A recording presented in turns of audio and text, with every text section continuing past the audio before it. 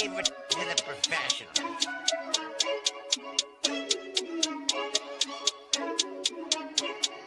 Blessed by Gandhi, blah, blah, blah.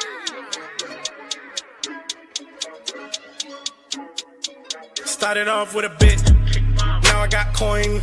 I see where y'all going. Been poppin' since Web 1, hella hoes on Web 2. I was living a dream, now I'm on Web 3.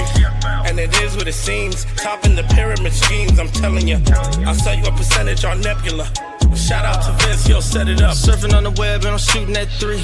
I've been goated when I got my G. I'm an alien boy from a different planet, yeah. So I got my drink, I'm riding in the 1920s Model T Ford. Car era lore. Call me Levi playing on the keys, boy. And I'm about to put my gloves on. If I said it, then I meant that. Yeah, I like that one, I'm about to get that. Crash that whip for the drumsticks, whiplash. I'm about to get them all. Are you with that? In a white boat, surrounded by blue. I want one, but I got a cop too. I wanna fly high in the sky, arms out wide, trying to soar from a bird's eye view. I'm on fire, Ricky, Bobby, cracking the pavement, Whitney, Bobby. I'm a Saki bomb, Hiroshima, Nagasaki. Bruce Wayne been a dog, and I keep it 101, cause I'm feeling kinda spotty. You sipping on some rock, and I'm sipping on octane. The only thing around my neck is the Started off with a blockchain. bit, now I got coin. I see where y'all going. Been poppin' since Web 1, hella hoes on Web 2. I was living a dream, now I'm on Web 3. And it is what it seems, topping the pyramid schemes, I'm telling you. I'll sell you a percentage on Nebula. Shout out to Vince, he'll set it up. NFT, Twitter, blockchain. Seeing with the ghosts and we ballin' like LeBron James. Crypto. We can make a trade, get the memo. Refuse not falling for the FOMO. Listening to Coffee with Captain. You know we worldwide, they loco. I ain't never gon' stop rapping. Orlando, yeah, we working magic. We rocking Ethereum NFTs. I just went and caught me a half base. Man, I gotta shout out Started the off with a party. bit, now I got coin. I see where y'all going. Been poppin' since Web 1, hella hoes on Web 2. I was living a dream, now I'm on Web 3. And it is what it seems, topping the pyramid schemes, I'm telling you. I'll sell you a percentage on Nebula. Shout out to Vince, he'll set it up. Breaking the mood to choose one, but they got knowledge to move, son. I'm shocking in shades with my brother in suits. Yeah, them blues is coming. Even though it's hard to pick, eeny, miny, mo, soda on the mix, no biting lips, it's time to go. Index number 1, no thumbs up, you gotta scroll. Looking at the ghost in studio, it's time to go. I had a helmet on by myself until I met a mask that wanted to have a face off. So I had to bring my chainsaw, full tank of gas in the ride with my brakes off. I'm A1, but a different kind of steak sauce. Welcome to Coffee with Captain, powered by ApeCoin, where we dive into all things crypto, NFTs, Web3, and cutting-edge technology. Remember, nothing here is financial advice. Early-stage tech can be exceptionally volatile and risky. So grab your coffee and join Cap and Steve for today's conversation. Welcome to the future. Welcome to Coffee with Captain GM. Thanks so much for joining us. Appreciate y'all being here. Appreciate those early reposts, the bookmarks, the GMs in the chat. YouTube already popping off. I did drop a little bit of alpha there in the comments. We're going to pick our community member of the month this month from the YouTube sub. So if you've not already done so and you'd like to be like Teacher Katie and cash out some ape or whatever goodies we might have in store, head over there and give us a like, a follow, a sub. All are greatly appreciated. Going to be doing some new things with chat, with Discord, with YouTube, potentially YouTube members, all of the above here in the near future. Our grind to 1,000 subs continues, and appreciate everyone who's already gotten on board over there. Interesting day in the markets. We're going to talk a little bit about markets today. Nothing great to report. Sold below $100 once again. Bitcoin down, ETH down, gold rips back up, and the title here, I actually need to change the title on Spaces.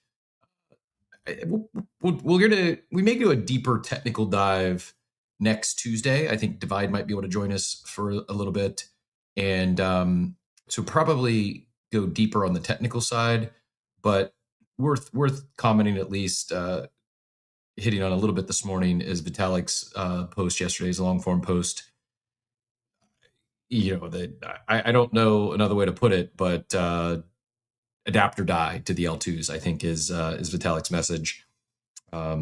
Simply being faster than ETH, but slower than Solana, not going to cut it. And ETH is scaling just fine. ETH is, I mean, you just think about it. I mean, I'm look right now. GUI gas is 0.4. What do you like? And it's again, I know maybe as everything comes on chain and more things get tokenized, that could potentially change. But I think very specialized L2s make sense, as Vitalik said. Extremely performant L2s make sense, but being marginally better than ETH. If you're not faster than Solana, like pivot hard and fast, because those days I do believe are numbered, unless they have something extremely unique, extremely differentiating, a core product, a flagship dApp. I think that alone could potentially continue, give those L2s life. But at the it's simply just being faster than mainnet. I mean, and cheaper than mainnet. You're talking at this point, I think, fractions of pennies, and that's not going to cut it. So we'll go through his post here in a bit. A couple other cold open items, and then I saw Joey jumped up. Big shout out to BZ. I just saw that news. February, massive month. BZ continues. Speaking of L2s, BZ going multi-chain, I think in hindsight proved to be a good move. As Joey, am I right? We'll maybe dive deeper in a second. But was I saw 10 million in total volume, 70,000 claw pulls. Were those all record months, or have you beat those numbers? As BZ beat those numbers in the past? No, January was full of records for us. It's going awesome. multi-chain and being on base. So I'm not trying to pry or put you on the spot, but how much would you attribute that to the multi-chain approach? I guess, is it public how much of the volume was base versus flow?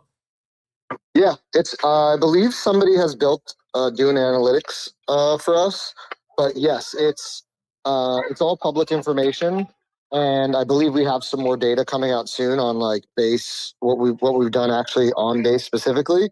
But yeah, I mean, I think accessibility. I came up to talk about the Vitalik L2 thing whenever you're ready to talk about it, but I think accessibility is one of the biggest reasons for success for any business, whether it's Web 2 or Web 3.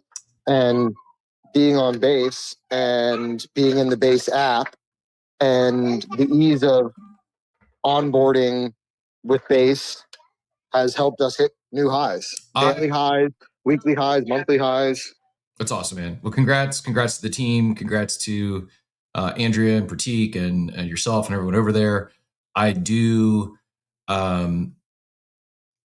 agree. I think base is very uniquely positioned in the world of L2s, in the sense that they do have that top of funnel advantage that we've talked about. They do have the base app. They do have massive distribution, and that can fuel that is a differentiator. There's no other L2s that have the distribution and the existing customer base that does base, at least today. Things may change with Robinhood and others coming online. Although interesting news, like good and bad, just quick flyover. I do want to hit on a couple other quote opens, and we'll come back to this article. Like good news and bad news all in the same week from the Robinhood front. I saw they tapped, Adam Fern, previously with Pirate Nation and a few others, and big in the DeFi. I saw they tapped him as to basically lead their blockchain efforts, which I felt was a good hire. And then I was not familiar with this individual, but that was one good one. It was almost canceled out by, and I'm looking because I don't want to name someone that's the wrong name, and I wasn't familiar with the individual, but they essentially funded someone that got dismissed from their last role due to sexual misconduct. Just whether they didn't know or didn't care, I really don't know, but yeah. Anyways, I think it's probably something that will blow over, and I don't want to make a bigger deal out of it than it is, especially not being familiar with the individual. And I'm not one. I don't want to just spread hearsay. Came from a credible source, but I say that now I'm not finding it. I do think that both Robinhood and Coinbase are both positioned very well to be a big part of this next wave of finance, right? Like I think about when I was in college, dude, it's kind of embarrassing to look back now. Like I was making good, I dropped out of school in my last quarter because I was making good money. It's not what it was then, but I was making six figures as a young college kid, and I was off to the races. And I did have investments, but it was maybe an E-Trade account. I'm trying to think that my first like trading account, investing account was probably E-Trade, which is not, it's user friendly, it's modern-esque, but I had nothing like Robinhood or Coinbase. I wasn't, for as bad as like people like to say like how bad the economy is and how broke the younger generation is and how they're a bunch of degenerates.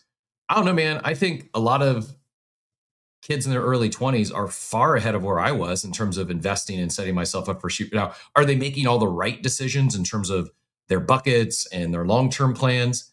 I don't know, but they're at least there. They're at least getting started. And I think that's a big deal. I think that's important. And I think it does set them up for future success. Part of them growing and evolving as, an investor, as a speculator. I think part of it is, they take some L's and learn what not to do is probably as important as what to do.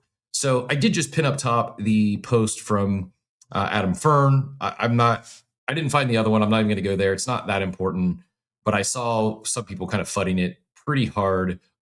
Oh, it's deleted now. So maybe they did already. Yeah.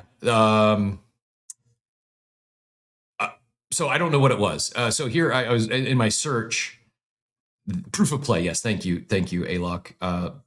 Better background on Adam than just Pirate Nation. Proof of Play did some pretty cool stuff. So here's like a glimpse. Robinhood going to zero. They do less due diligence than I do throwing 10,000 checks. This is from D's. And the post was from Vlad, their CEO.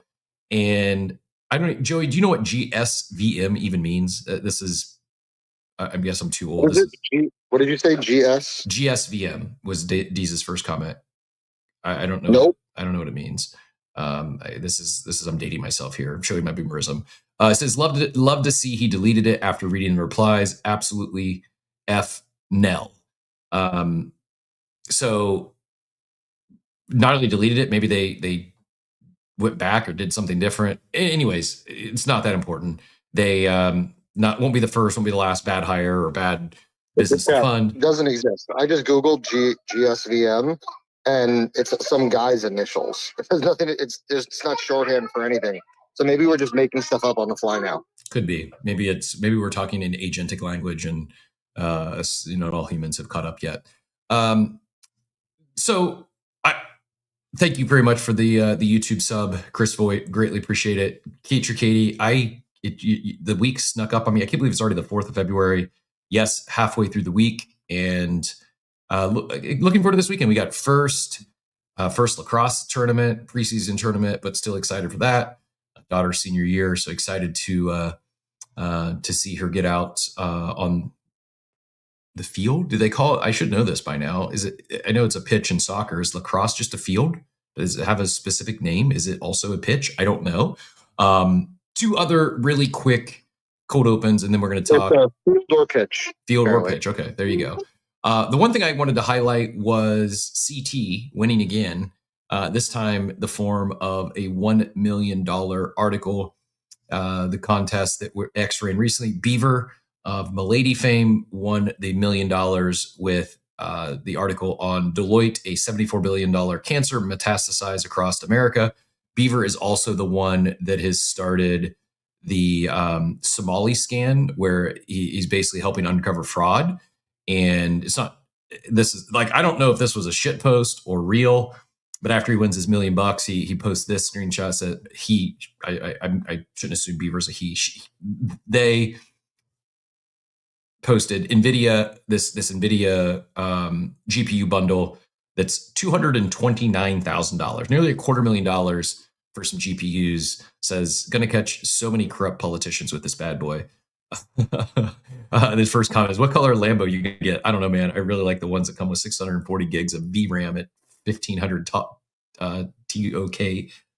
per second. I don't know what that means. Anyways, congrats to Beaver and everyone who did well in the article competition. Runner up was I don't know how to say this. Kobasi Letter, not exactly CT, but they're very much so into markets.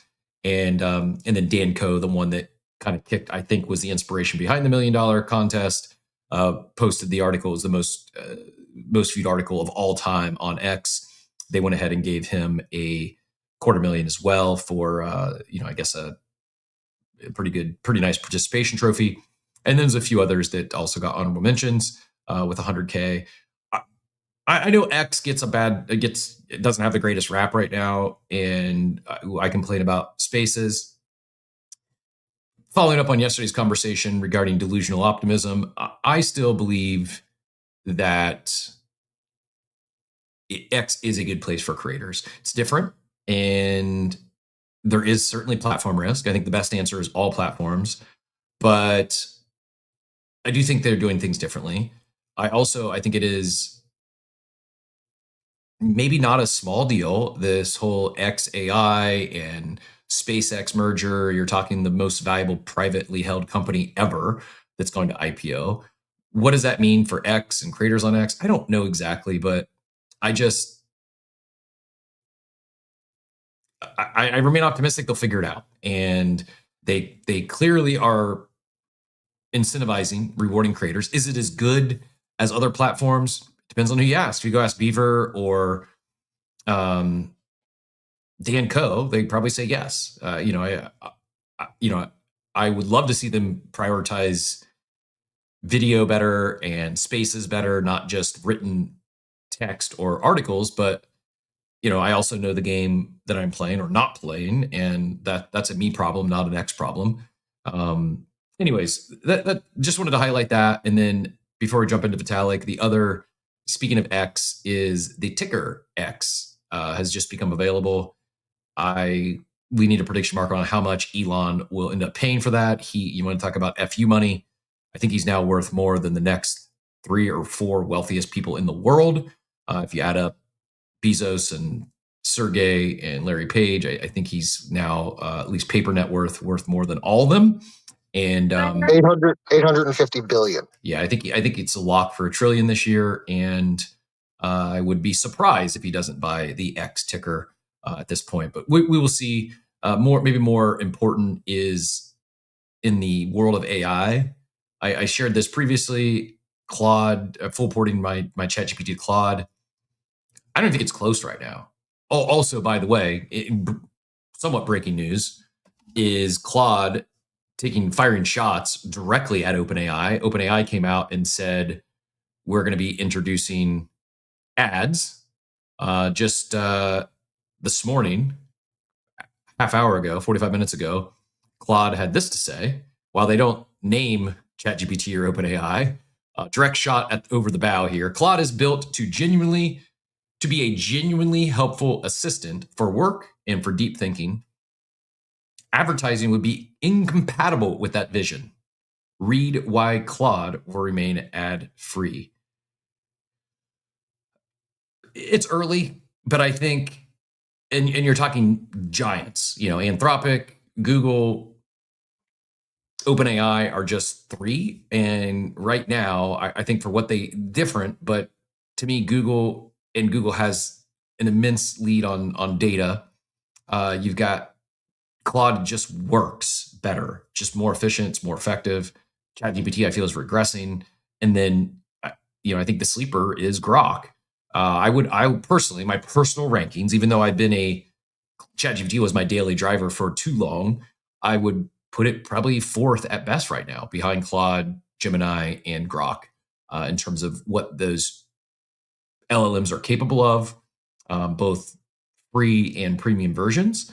And although I have not used the Google Premium version, just seen, we'll talk a little bit later. We'll talk about the Nuco raise and what they're doing in the AI space. We'll also talk a little bit about Project Genie from Google, and how AI is, how quickly they're killing some companies.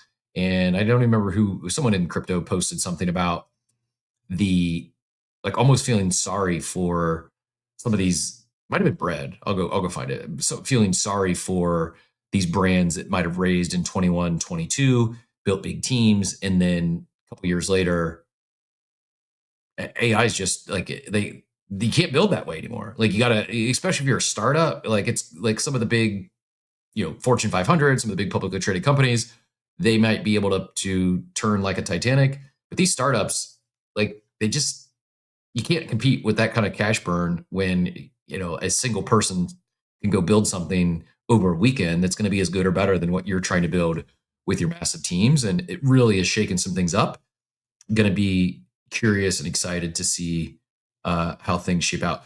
Katie, who you in the abstract chat, Katie says he talks on Spaces a lot. Who are you referencing about talking on Spaces? I'm curious. I did not catch what that might be in reference to, but do appreciate all of our chat participants. DeFi Addict says once Grok version 4.0 drops, it will be the number one AI. Maybe. The other thing I don't think we've ever talked about on the show is Grokopedia. I think is pretty cool. I could see that continuing to grow and eventually overtaking Wikipedia. I think this is just an example of many areas where AI is just going to be better than human counterparts. It just is. You don't have to like it, but I think it's not something you want to put your head in the sand. Oh, Matthew, thank you for I get it now. This is, I did a quick digression, and we will get into this article from Vitalik. There was the Breaking Bad house is on the market. It's been on the market for a while. I think it was initially listed at 4 million. Now it's down to 400,000. I said, if this was 21, 22, a DAO would already own this thing, and the Breaking Bad museum would be live. He mentioned that a family member lives in the neighborhood and used to go by, and there always be people throwing pizzas on the roof. I'd forgotten the scene where Walter White throws a pizza on the roof, even a gift for it. So yeah, if you, he later admitted that this was all improvised, and the crew was astonished that he just left it there for continuity. It was there for like 2 or 3 more episodes afterwards. That's hilarious.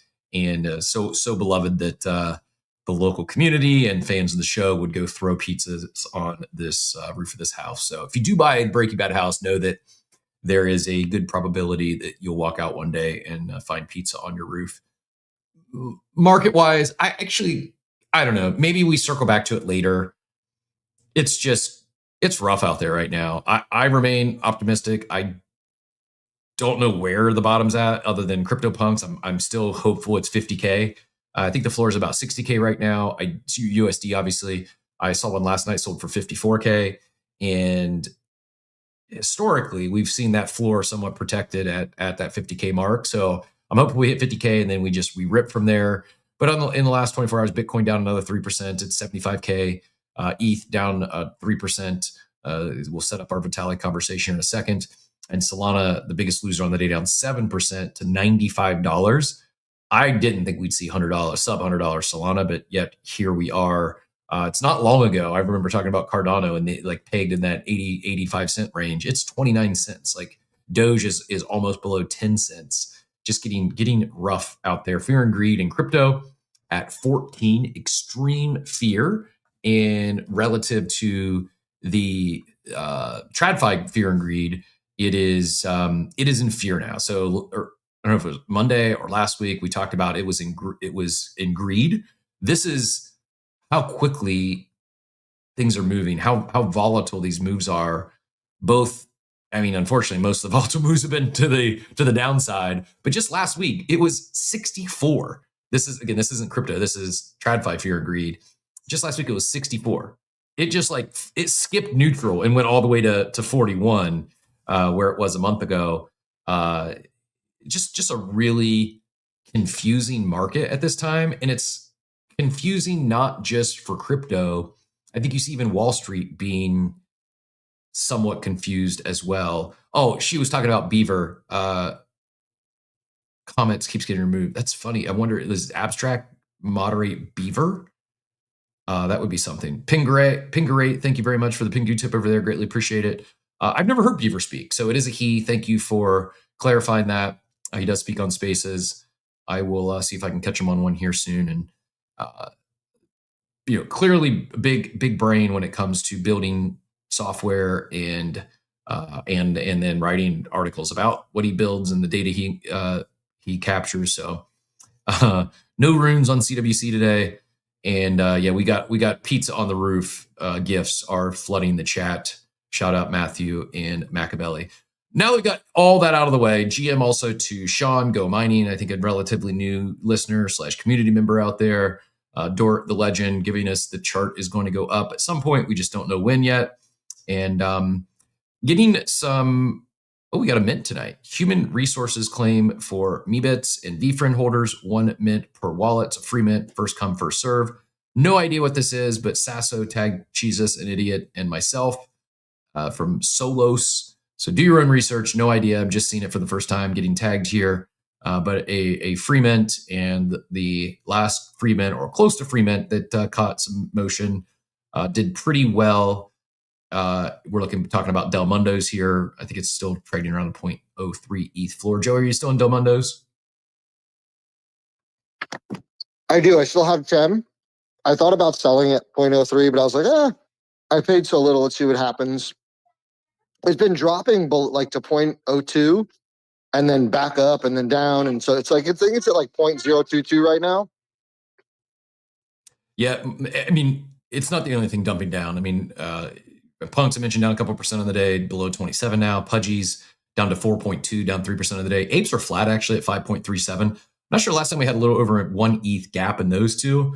Moonbirds flat at 1.17 after the two. I don't know. I'm guessing Adam Weitzman's deal. We didn't talk about that yesterday, but the day before he bought 200 Moonbirds. I'm assuming that was OTC and not. I don't think he did a floor sweep, but I could be wrong there. If anyone is familiar, let me know.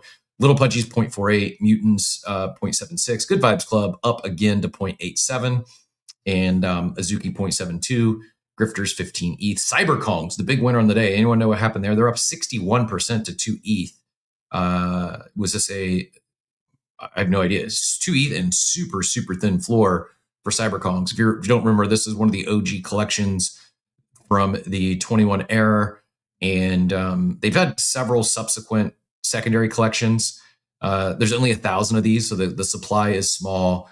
2.8% listed, so not many listed. Floor again 2 ETH, but it goes to 2.8 and then 3.4, then 4.7, then 5 ETH. So floor runs up in a hurry. It does appear to be a sweep. We had someone here swept like 5 or 6 of them, about 1.24, and some looks like some rares sold in there as well. But that's the biggest move we've seen. There's a video. I just went to their X. There's a video pinned from 22 hours ago.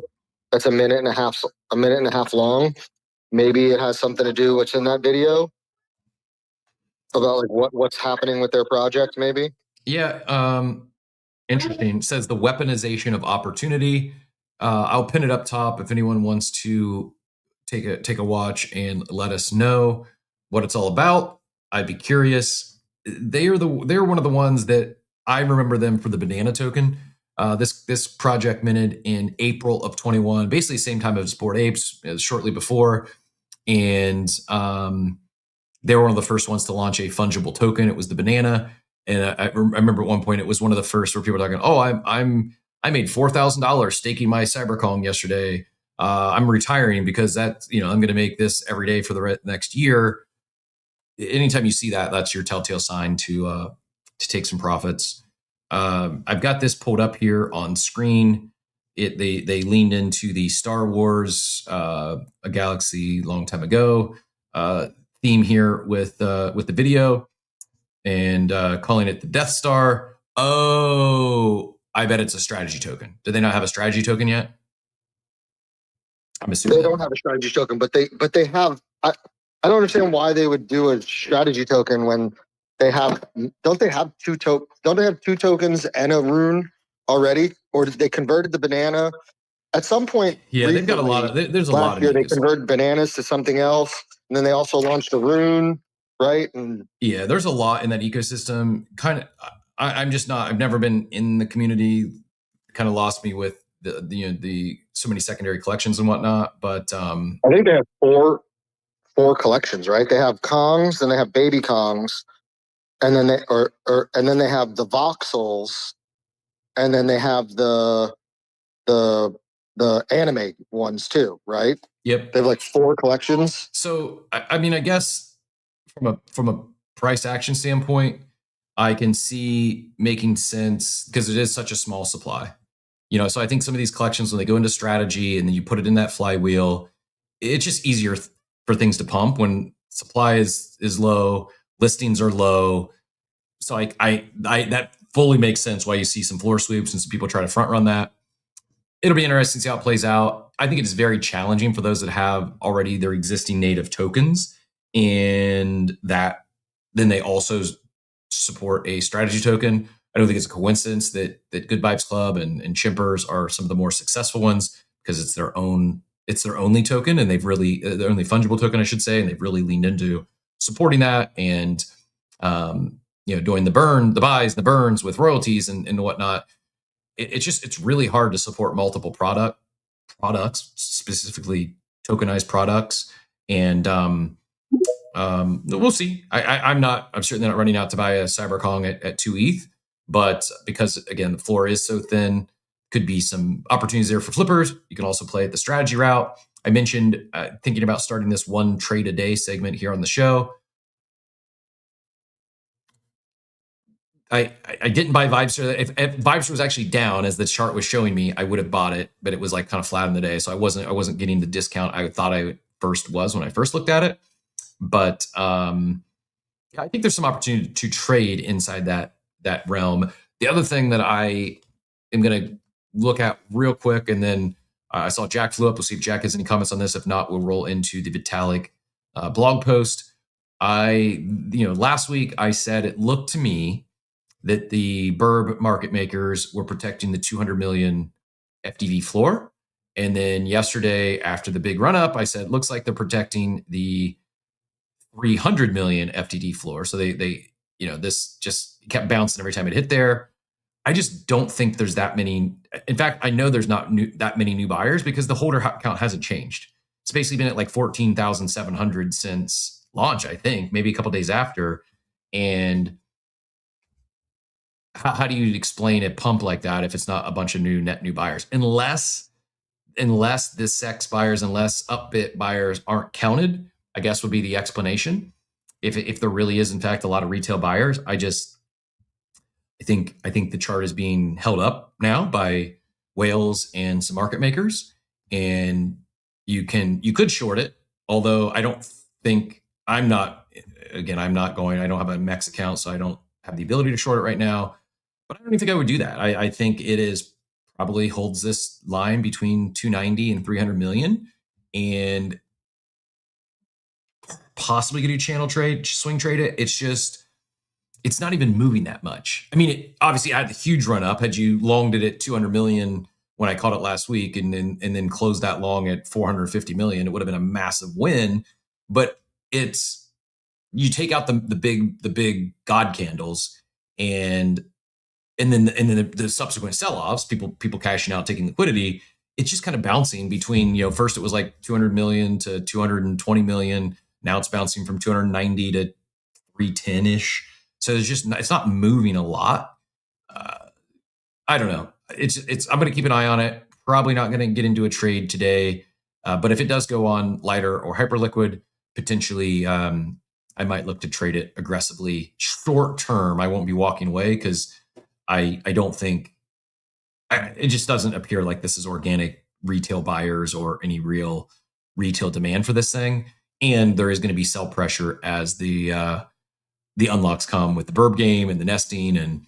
But I'll give Spencer and team credit for a good looking chart coming out of the gates. And you can like how the chart looks, you can dislike it, but it is a heck of a lot better when it looks like this than when it is down only. So playing the game well, whether you like the game or not, you got to play the game sometimes, and that they are indeed doing. Jack GM, we're going to go to the Vitalik blog here in a second, but I saw you flow up anything you wanted to get in on the, whether it was the X Creator $1 million prize to a member of CT or any of the other any of the other ramblings this morning before we move on? Thanks, Cap. Yeah, look, I think it does give me a little faith in CT. You know, like this was up for anyone, for any industry, for any niche. The fact that we got this, the idea that there isn't attention here, like, yeah, it just definitively proves that, you know, regardless of what the sentiment is, there are a lot of people watching this space. So I really like that. Onto Moonbirds and if they're playing a game or not. I've been semi-vocal on this, but it's only crime if I'm down on money. Like that's, you know, like if the retail are winning and everyone else is winning, I'm not concerned about that side. Like I think realistically, yeah, there's probably some market makers in here. Probably is like ridiculous to even say as a statement, but yeah, look, I think we will have to see, because obviously this only succeeds whilst there are people in here. So, and these market makers, then they're not charity. They aren't there for retail to get money out. So what have they been sold on? Like that's the thing. Like you oversell a market maker and they withdraw, and then that's a lot of people down money as well. So I think Spencer is an incredibly intelligent person. He's one of the top 5 most intelligent people I've spoken to in the crypto space. He also knows the trading side better than any founder that I'm aware of. So yeah, he's playing the game that he's playing to his strengths. I think that's my overall thought on this. And whilst people are up, fantastic, but I'm not going to sit here and pretend I know the end result, or that it's great because my bags are up, because I haven't exited any of those bags. So yeah, there's the little hesitation from me, I guess, would be the most transparent way to put that. Yeah, I've not exited any either, but I'm also not. I'm not a buyer. I might trade it, but I'm not buying to hold here, because I do think once the market maker, I'm convinced that market makers are supporting this chart, and right, they should be. To your point, Spencer knows the token game as good or better than potentially any of the, especially the NFT PFP founders or team leads. And you got to do this properly. Part of launching a token properly is you got to have market makers in place. Once they take their ball and go home, I think there's much more sellers than buyers at this time. Things could change. By the way, if anyone's looking for a bling burb, I've got one of 144 sitting back there. It could be taken. Everything has a number, including that fine looking burb sitting on the top, sitting perched up on top there. What's not for sale is the Super Bowl tickets or the World Series tickets, Game 6 of 2011, greatest World Series game of all time. Now that I've got that out, let's talk a little bit about Vitalik and his shot over the bow at L2s. Not even really a shot. He didn't take a shot directly, but it's just, kind of, I think, what many have been thinking, and just came out. I think hearing it come from Vitalik is a pretty big deal, and it's not the death of L2s, but it's going to be the death of some L2s. And I think if nothing else, I think we see very, very few generalized L2s launch in the future. I think we'll see very specific use case L2s. I think we'll see some launch with very specific products or dApps, but I think a general use L2, because it's faster than mainnet, not going to fly anymore. There's just like those teams. I get it. Infra was an easy way to raise a lot of capital and drop a token, and it worked really well for some. But I do have this article pulled up on screen here. I'll pin it up top if you missed it. It's kind of long. I'm not going to read the whole thing, but we'll summarize and then have some conversation around it. We do have, after we get through this, though, a few other things I want to talk about. One is not just Euphoria, but there's some up and coming MegaETH contests and activations that this is now, if MegaETH has even a sliver of the success I think they might, now's the time to be paying attention and get registered for this stuff. I'm not saying it is like NFT mania season where you need to get on your allow lists and everything and be scanning discords all day every day, but there's some things that maybe they all go to zero, maybe some pump. If they pump, I think now you're not going to be sidelined if you had the ability to get access. So we'll talk about that a little bit.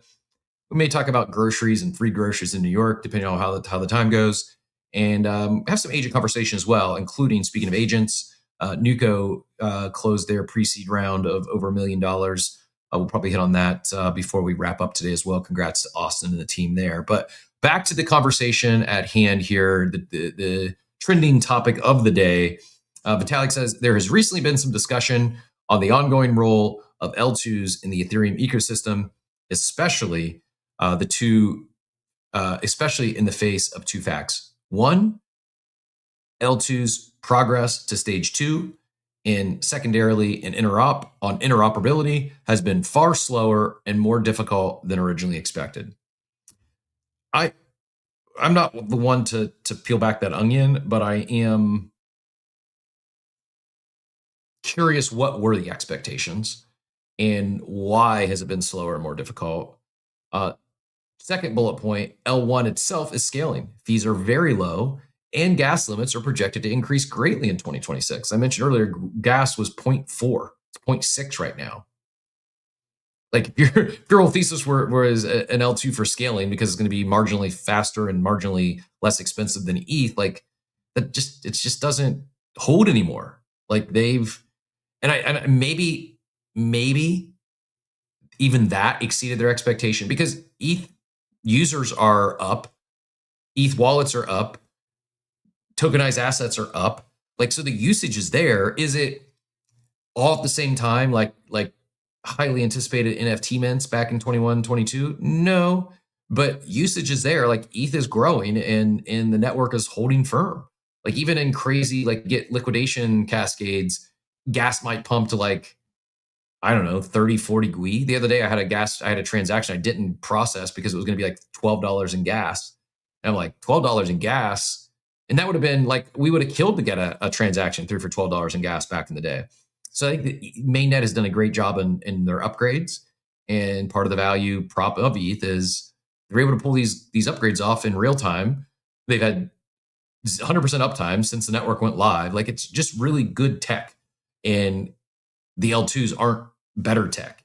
So anyways, both of these facts for their own separate reasons mean that the original vision of L2s and their role in the Ethereum no longer makes sense. We need a new path. First, let us recap the original vision. Ethereum needs to scale. The definition of Ethereum scaling is the existence of large quantities of block space that is backed by the full faith and credit of Ethereum. That is block space where if you do things, including with ETH, inside the block space, your activities are guaranteed to be valid, uncensored, unreverted, untouched, as long as Ethereum itself functions. If you create a 10,000 TPS EVM where its connection to L1 is mediated by a multi-sig bridge, you are not scaling Ethereum. This vision no longer makes sense. L1 does not need L2s to be branded shards because L1 itself is scaling. And L2s are not able or willing to satisfy the properties that a true branded shard would require. I've even seen at least one explicitly say that they may never want to go beyond stage 1, not just for technical reasons around ZK EVM safety, but also because their customers' regulatory needs require them to have ultimate control. This may be doing the right thing for your customers, but it should be obvious that if you're doing this, then you're not scaling Ethereum in the sense meant by roll-up centric roadmap.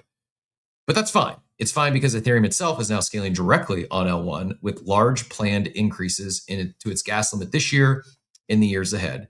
We should stop thinking about L2s as being branded shards of Ethereum with the social status and responsibility that this entails. Instead, we can think of L2s as being a full spectrum, which includes both chains backed by full faith and credit of ETH with various unique properties, not just EVM, as well as a whole array of options at different levels of connection to Ethereum that each person or bot, that's I think, although it's in parentheses, I think that's a key one to come back to, is free to care about or not care about depending on their needs.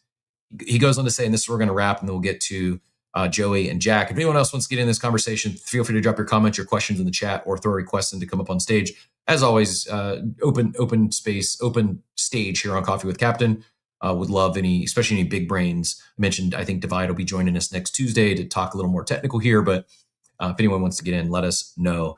He goes on to say what I would do today if I were an L2. Identify a value add other than scaling. Examples. 1, non-EVM specialized features, virtual machines around privacy. 2, efficiency specialized around a particular application. 3, truly extreme levels of scaling that not even a greatly expanded L1 will not do. 4, a totally different design for non-financial applications, example, social, identity, AI, and then 5, ultra low latency and other sequencing properties. 6, maybe built-in oracles or decentralized dispute resolutions or other non-computationable verifiable features. Be stage 1 at minimum. Otherwise, you're really just a separate L1 with a bridge, and you should just call yourself that if you're doing things with ETH or other Ethereum issued assets. And then lastly, support maximum interoperability with Ethereum, though this will differ for each one. What if you're not EVM or even not financial? I'm very bullish MegaETH, been bullish MegaETH. I do hold a Fluffle. We actually have a Fluffle in the Coffee with Captain kitty as well. And I got in their last echo round, not the first, but I did get in the last echo round. So I'm financially biased. I do have bags, but the reason I'm biased and one of the bigger bets I'm making this cycle is not just with my capital, but also my time and wanting to explore this ecosystem because of how they're building. They do have not only a lot of unique dApps and novel dApps and how they've been working with the builders, in my perspective, is far different than most of the other L2s. They check most of these boxes. Specifically, ultra low latency, specifically truly extreme levels of scaling that not even a greatly expanded L1 could do. Like very different design than the other L2s. And it can do things at extreme levels that mainnet won't be able to do. So not only does this make me more bullish MegaETH seeing this, I think because MegaETH is checking these boxes and a lot of the other L2s simply don't, I think it stands to reason that you could see even more builders flock to MegaETH. Whether they leave their existing L2s or they go multi-chain, I think because of how MegaETH is positioned and differentiating themselves from the other L2s and checking these boxes that Vitalik lays out, the people matter. Liquidity matters, but builders also matter. Having cool dApps on your chain also matters. And I'll pull up we'll get our guest in here in a second. I'll pull up a post from Garga who had something to say about this. Was specifically talking about ApeChain and other side, and he says he remembers in 2022. In July 22, when people in the ApeCoin DAO voted to prohibit Ape from building an L1, charge led by a lot of people who left crypto and Ethereum years ago now.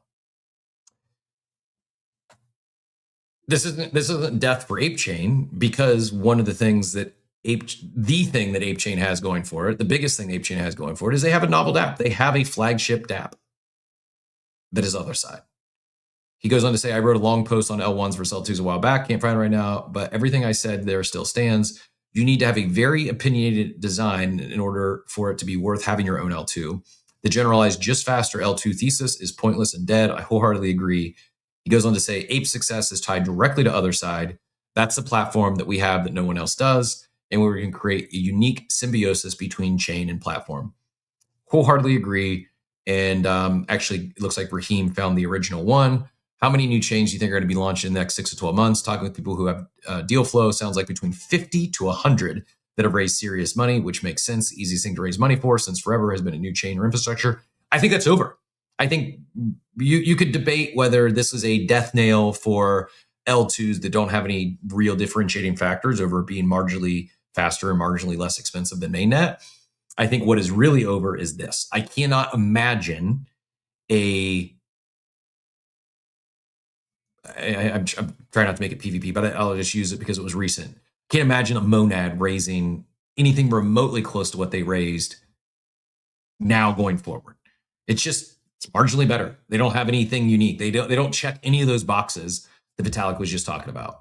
And while this was easier for builders to raise funds with new infra, I think it's over.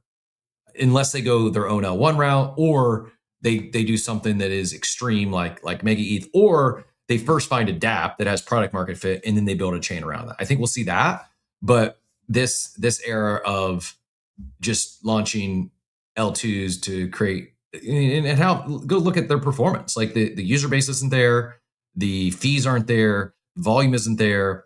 This happened well, but this wasn't Vitalik just making this stuff up. Part of the reason he's saying that, it's based in fact. Like the stuff is not, no one's using it. They're ghost chains. And Garga said this June of 2024, over a year and a half ago.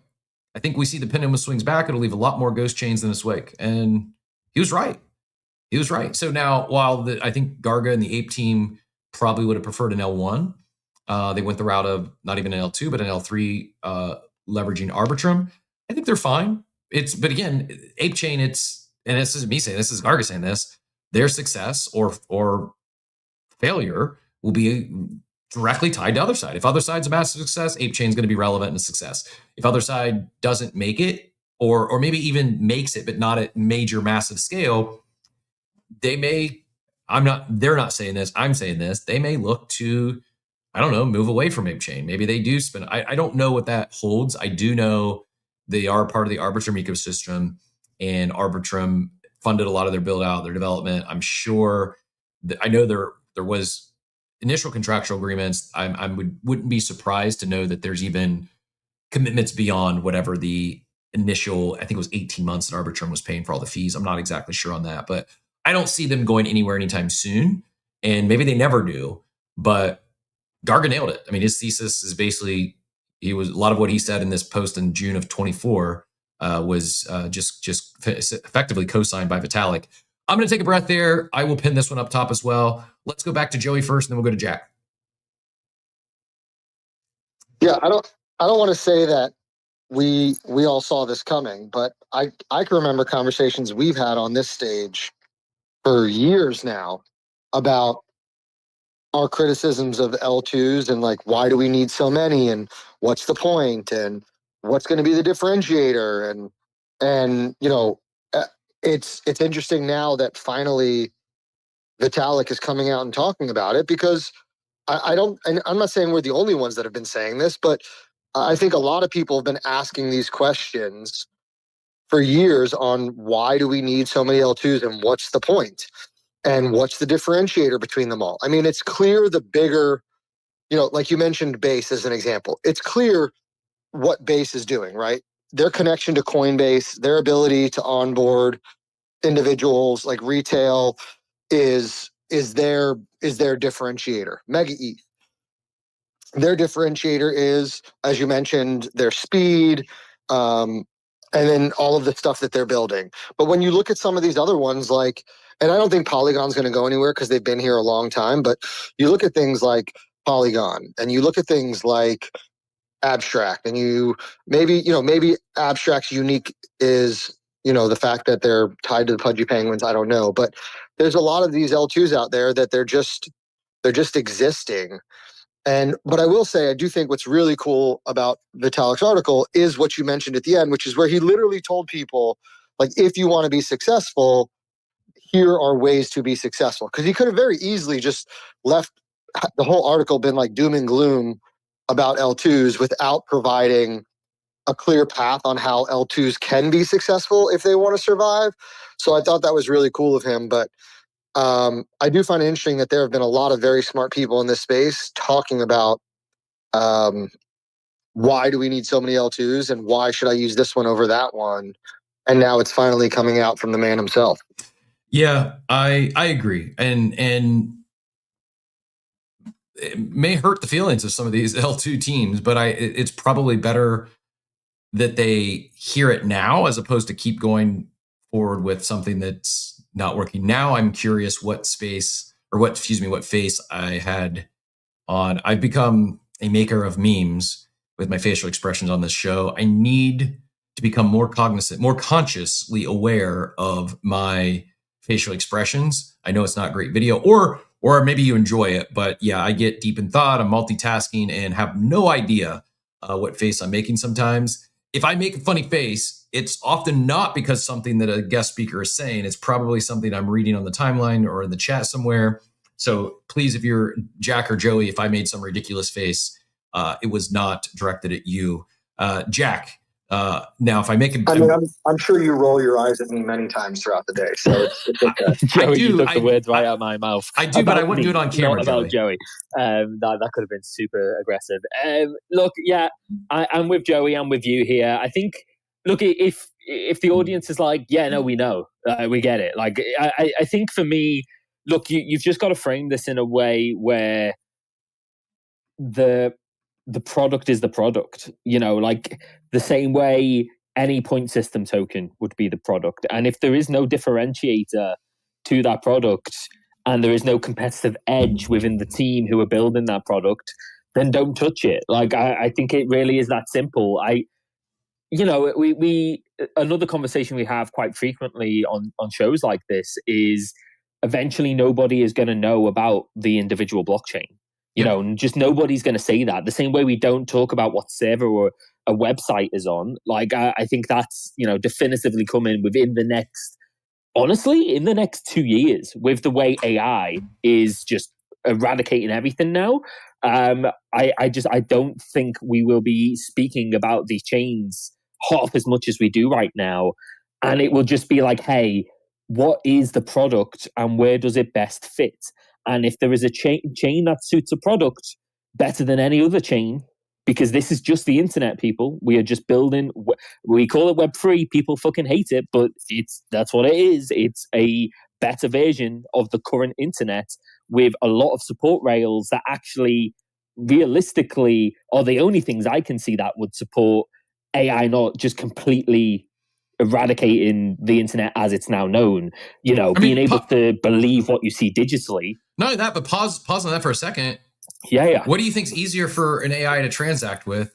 Open up a PayPal and a fiat checking account, or on chain? Like, it's just, I'm saying that like rhetorical question because it's not even close, right? Like, they're all going to transact on chain. Like, maybe some will open bank accounts and PayPal's. I don't know how they can't open a bank account in the US, but maybe they'll get like PayPal accounts and stuff. But that's friction, like real friction. Yeah. And it's so clear and obvious to me that not only will we use blockchain tech to validate and confirm authenticity and is this human or is this a robot, it's how it's like, if you believe this thesis that there's going to be that AI is going to continue to proliferate almost every area of our life, and there's going to be more AI agents a year from now than there is today, probably tenfold. Where are they going to operate? It's going to be on chain. And I think the acknowledgement of Vitalik of bots in that post is, while it was like a throwaway statement in parentheses, I think it's a really big deal. And maybe we see some L2 that's specifically built for bots, but I don't understand. My brain's not big enough to even understand what the need or the use case would be. It's like they can transact, interact just like humans can on these blockchains. They're doing it right now. I mean, right now, part of I didn't have it as a news item today, but one of the trending topics is we went from Claudebot and everyone getting their OpenClaw machines running to now AI agents are renting humans. Like, you can get gig work from an agent. Well, how are they going to pay it? They're going to pay you with tokens on chain. And there's things that you're stepping all over my really genius take. Go for it. Right back to you. No. You keep cooking, but I'm sat here like, damn it, he front-ran me to this. My apologies. The floor is yours, sir. Thank you. I'm sorry that came across way more aggressive. Again, I'm super aggressive today. Apparently, I like aggressive. We got High T Jack on the stage today. High T, maybe it is. I have been eating a bit better. Maybe my testosterone's come back to base. Zane, if you're out there, me, High T is probably like still way below base. But for me, that could be super high. Zane, we need a doodle of High T Zach. Or High T Jack versus Low T Jack. If you can commission that, if we can get that commissioned, I'd appreciate it. Oh shit! Yeah, I forgot that was even a thing. It was like Alpha Beta Jack, remember?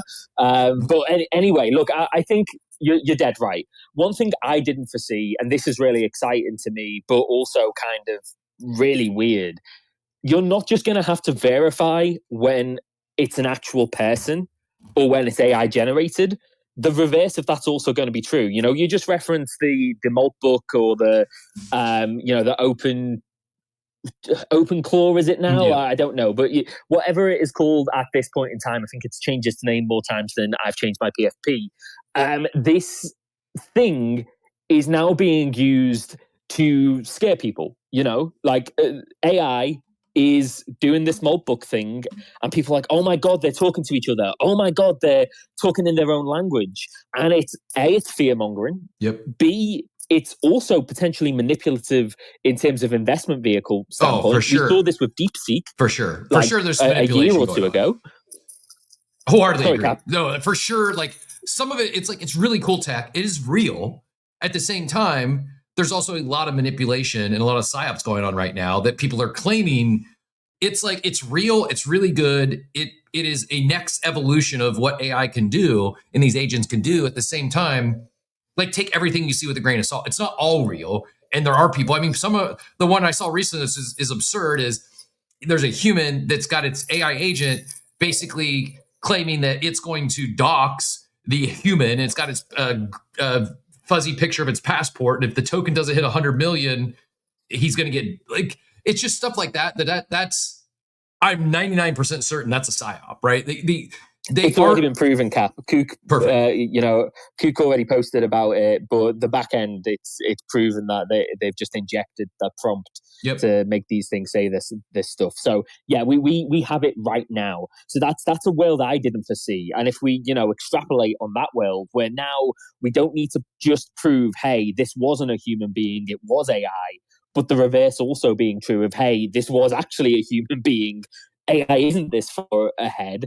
Like, just for a second, as an audience and obviously everyone here on stage, try and perceive a world where real, true authentication that cannot be disrupted, manipulated. Like, what am I talking about right now? I'm talking about crypto. Like, so for everybody who is talking about AI and saying it's going to disrupt the world, it definitively seems to be at this point that crypto has to go along with that. Yep. Because there's no other solution. And why would you try and even build one if the technology is perfect? And it is here. Now that's where, if we want to go back to the L2s, etc., this is again where use case really does matter. I can see the idea of like basically being incorruptible, and Ethereum obviously has a big run up here.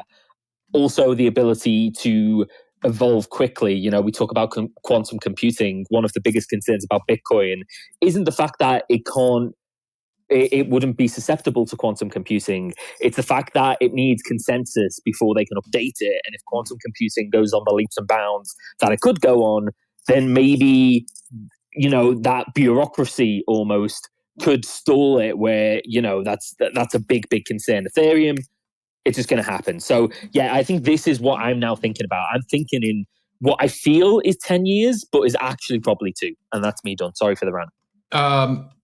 No apologies needed. And I want to give another. I was trying to comment on Diabolito. Maybe he deleted his gnarly hand. Didn't want anyone else to see it, but sending my best for speedy recovery there. Quick shout out here to Opportunist sharing this post from Bloomberg. Then I'm going to go to Joey. Then I'm going to go refill the coffee so Joey and Jack can riff for 60 to 90 seconds before I get back. But this just in, speaking of AI, and I guess it came out January 29th, but I did not see it. Shout out to Opportunist for bringing it to my attention. Apple had acquired an Israeli-based artificial intelligence startup, Q.ai, which develops technology for reading facial movements and understanding silent communication. So about time Apple started making some acquisitions in the AI space to level up their existing AI Siri, which has fallen far, far, far behind. And it's just like at first, like if you would have told me last year, like, oh, we're gonna be able to translate animals, like you're gonna be able to know what your dog is actually saying in the near future, I would have told you you're crazy. Now I'd probably say it's 50-50. Like it's just the rate of advancement is so mind-blowing. I actually did consciously think about doing the reset video maybe I'll do that. If I have another break, I will do that one.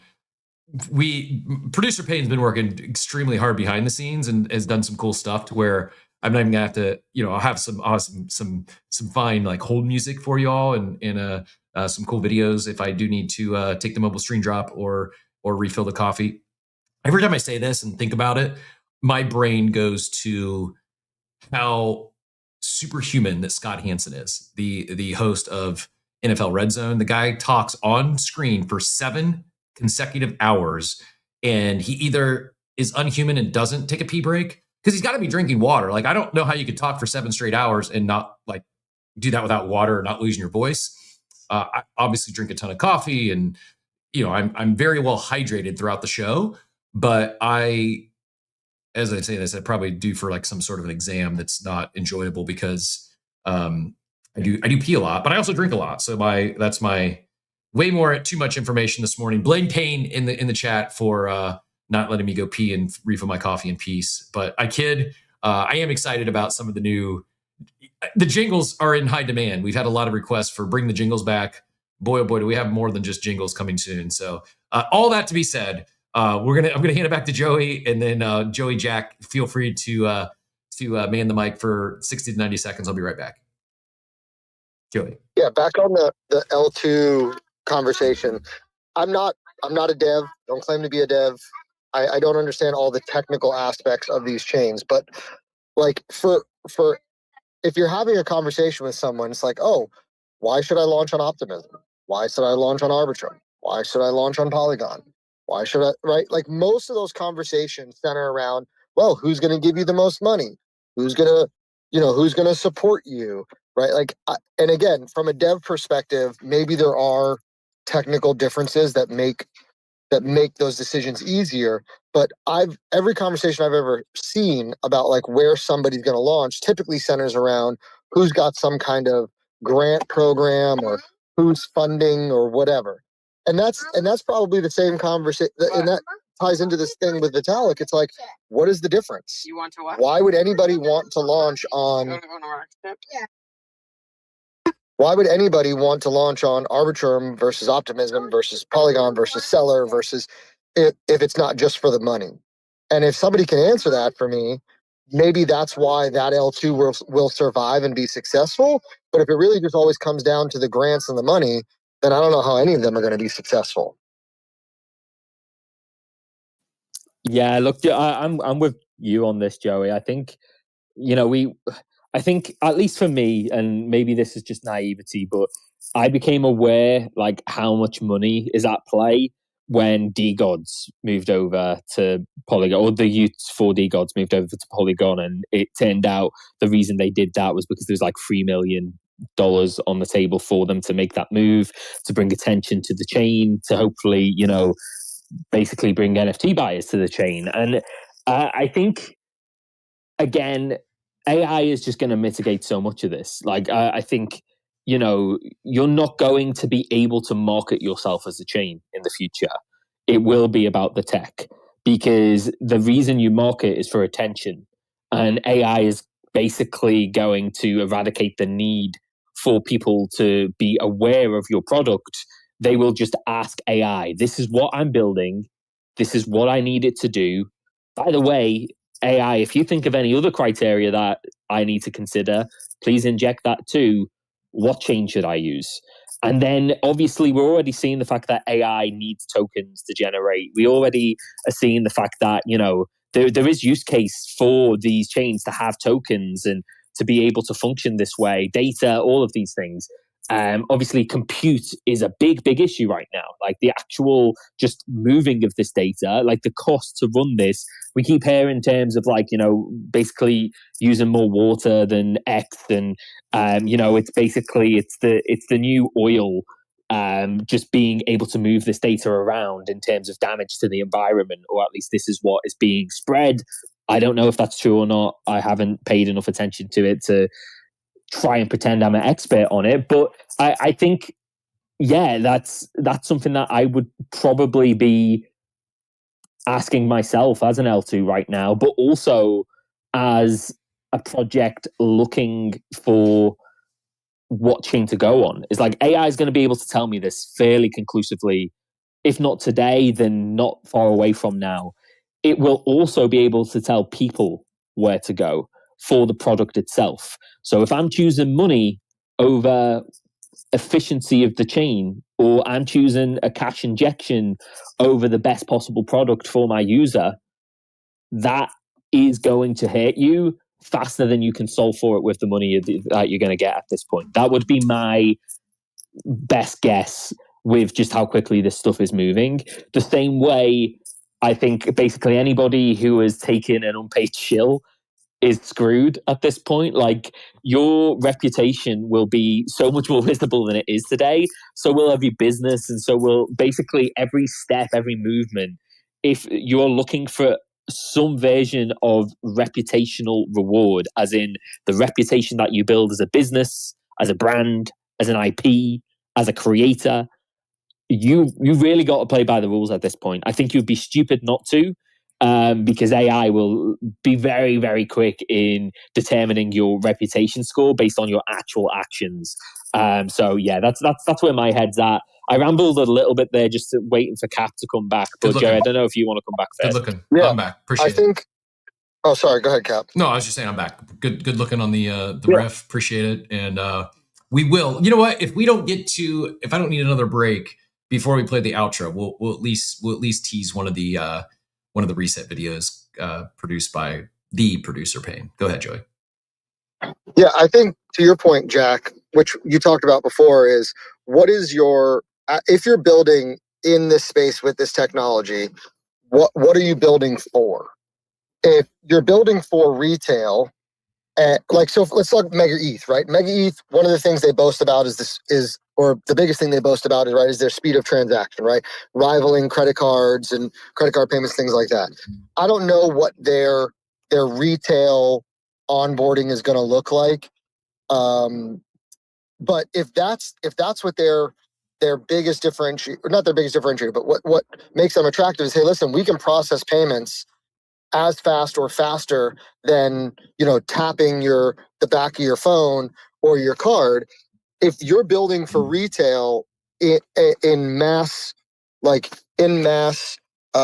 payment processing, you're going to go to MegaETH, right? So I think that's the biggest thing when choosing, as we go through these L2s and some of them start to fall off, is if I'm building something, to your point, Jack, what am I building for?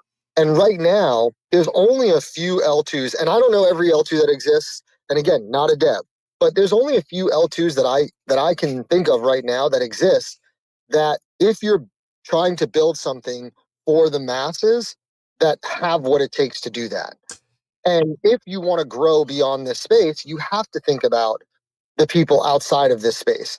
So, again, MegaETH and their speed, Base with their attachment to Coinbase and their already massive community, so it's just going to be interesting to see how do these other chains pivot based on what Vitalik said. Do they have the ability to pivot, or do they just keep going until they disappear? I've got a bold take that's not even mine. I'm repurposing. I'll co-sign a take here that is a bold take. This comes from Alex, the CEO of Nansen. Says, quote tweeted Vitalik's post and says, now Base has the justification needed to become an L1 and launch its own token. We know the Base token's coming. At least it's been teased by Jesse and Brian, and pretty sure we get a Base token at some point. Probably makes more sense to drop a token for an L1 than it does another L2. Yes, Base is differentiated in the sense of their customer base, their retail path. At the same time, it's marginally faster than ETH, marginally cheaper than ETH, and not as good as Solana. Like, it doesn't check many of those other than having a large base of customers, doesn't check many of those boxes. Iguanas DeFi followed that up, commented, says, was his thought too, yet he posted that they would stick to Ethereum alignment and push for stage 2. This came out from Jesse, who said, it's great to see Ethereum scaling L1. This is a win for the entire ecosystem. Going forward, L2s can't just be Ethereum, but cheaper.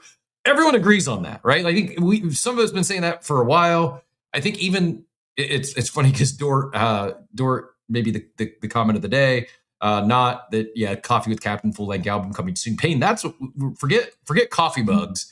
We need the full length rap hip hop / lo-fi album.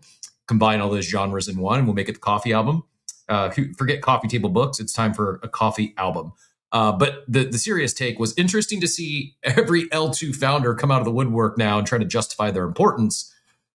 Everyone is kind of agreeing that, or not kind of, everyone is agreeing that an L2 can't just be Ethereum but cheaper and a little bit faster. That's why from the beginning of Base, we've shown up every day to onboard new users, developers, and apps, push the technology forward, and do it in a symbiotic way that grows the entire ecosystem. Could debate that, but I'm not going to right now. We benefited deeply from building with Ethereum by leveraging its security and infrastructure. We've been able to focus on building the best products and unlocking new real use cases across trading, social, gaming, creators, predictions, and so much more. We reached stage 1 last year and are accelerating towards solving the technical complexities of safely reaching stage 2. Base is going to keep driving hard towards our mission, building a global economy that increases innovation, creativity, and freedom to do that. We're already leaning into the kind of differentiation Vitalik is talking about. And this is me commentating here, it's not clear to me when I see Jesse say that. I'm great that he says that. It's just not clear to me what they're doing to differentiate themselves. I'm not clear to me what boxes they're checking. Whereas I think about MegaETH, again, not making this PvP, please don't take it out of context. It's very clear to me to see what boxes MegaETH checks in terms of how they're differentiating themselves. Jesse goes on to say, and we've been supported by the Ethereum Foundation in doing so, building the best apps, native account abstraction, privacy, scaling, and more. Excited with Ethereum to build the on-chain future we all believe in. I will say this. Sounds like Base is committed to an L2. I think they're one of the few that has a customer base and the ability to do it. And they also have history. They do have dApps. I think at the highest level, I think the biggest shift, my biggest takeaway from Vitalik's post, and what does crypto look like going forward? What do we see from blockchains going forward? What do we see from new raises going forward? And I think the best thing that probably comes out of this is so few going forward, far less blockchains, especially L2s, and far more investments in products, in applications. That's what's been lacking. I mean, you could probably rattle off a list of new blockchains and get to 100 faster. You can list novel dApps that have been funded in the last couple of years. I really do think that because that's been such a, I don't want to say cheat code, but such an easier path to finding, I don't want to say product market fit, but it was an easy path to hitting a multiple on your investment. It seemed almost risk-free for some of these investors, knowing if they got in at an early round, it was highly likely that they were going to have at least a small win.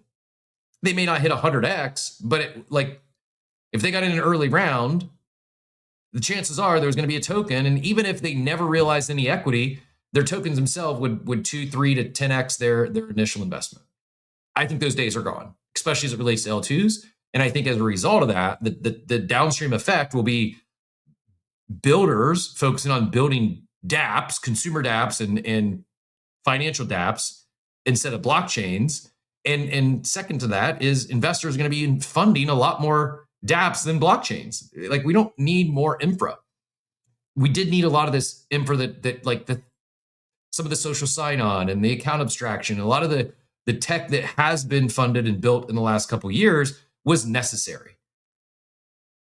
Now that that's built and we don't need more L2s, I think what a great time to be a builder that's app focused. I say this all at the same time. It'll go back to Joey here in a second, that while I do think we'll see more crypto dApps, it's not lost on me. One of the other trending topics is an article or a post, or it's just X summarizing AI agents could end traditional apps in 5 to 10 years. It must have been a DC investor predicted consumer apps will fade as personal AI agents directly access APIs for tasks like rides or food delivery. Global app downloads fell 2.7% to 106 billion in 2025, even as spending hit 155 billion, signaling user fatigue with icons and notifications. I'm there. In fact, I'm so fatigued with apps. One of the things I appreciate about Apple that we don't really talk about is how it offloads apps that I'm not using, because I don't go through and delete apps that I don't use or might use once a year. I got to give our guy Bunchu credit. Bunchu has been, of all my friends, I'm not just saying this because he's a friend. I've got a lot of really smart friends, a lot of really intelligent friends, a lot of friends that have done really well in financial markets, a lot of friends that have done really well as entrepreneurs. I can't think of another person that has been so early to so many major trends as Bunchu has been. And it wasn't just, he was early to crypto, he was early to NFTs. The guy has emailed proof that he was early to NFT marketplaces. He had the OpenSea idea before OpenSea became a thing, before NFT mania hit. He was very early to prediction markets, and he's leaning into that now with Billy Betts and all that they're doing with on the AI agent side. He was beating this AI agent drum. He was working with AI and building with AI before the ChatGPT boom and everyone now talking, becoming an AI agent expert. He's been so early and in some cases, arguably too early to some of these things before they hit critical mass. And I think he's probably got an article or a thread on this somewhere. If not, I know that he's talked about it on this show about ephemeral software. And the era of the apps is coming to an end. And while I do agree with that to some degree, I still think, and maybe apps and dApps is the wrong way to verbalize it.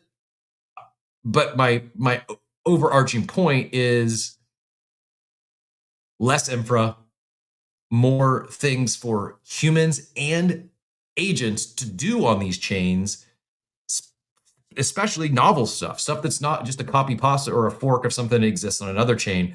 That stuff's just not going to matter. And we're rapidly heading to a future where the chain just doesn't matter. Do you have a cool app like Beezy that people want to use and play and vault their collectibles and do claw pulls? While it does matter today, like they're showing the results, like they had a record month after they went multi-chain and expanded from just Flow to Flow A and Base. I think if you fast forward even 6 months, let alone 6 years, no one's going to care what chain they're on. A lot of people won't even know Beezy's on chain. It's just going to be how people collect things. And I think while maybe Beezy doesn't fall into the dApp thing, it's a product. And I do think products will still exist. SaaS businesses and dApps, like in the App Store, like we know them to be, those days are numbered. Because, kind of what we were talking about earlier, there's some of the most popular dApps or some of the most popular SaaS systems that literally a 14-year-old kid could code a copy of it over the weekend as long as they have access to the internet and some AI credits. This stuff is it is so far evolved from where it was even a few years ago that this world is changing. This is my first time actually seeing DC investors post, so I'll pin the whole thing up there. I'm going to go. I think Joey was up first. I'm going to Jack, but he starts to say vibe coders should understand something. He loves how easy AI is making it for people to build their own apps, push them into production, and start businesses. But let's be clear, the future is not humans building consumer-facing apps. The future is everything becomes an API, which your personal AI agent can interact with in ways which suit your specific needs and lifestyle down to the specific needs of you as an individual. The fact that you can use machines to build your apps is just an intermediate step to the machines creating apps for you live as you need them. Think about world building in Project Genie. Like that's going to be many things, if not majority of things, that when we think of like apps or software today, it's the world is changing very rapidly. He goes on to say, so the value of you learning how to build apps now really lies in you learning how to create a business model behind the app, not in creating a piece of software that is the app itself. Wholeheartedly agree.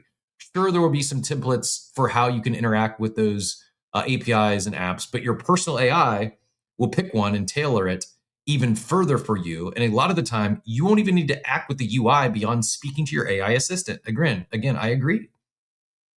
I still don't think we've hit the final form factor of how we'll be talking to these AI assistants. I saw Von Frenten recently shared like a ring as the next. I hope it's not a ring. I'm not a ring guy, but I don't know if it's going to be rings or glasses. I don't think it's going to be the phone. I don't think it's going to be a desktop. I'm not saying the phone and the desktop goes away, but I do think there's going to be some new piece of hardware that will become the primary. I don't think it's going to be a pendant.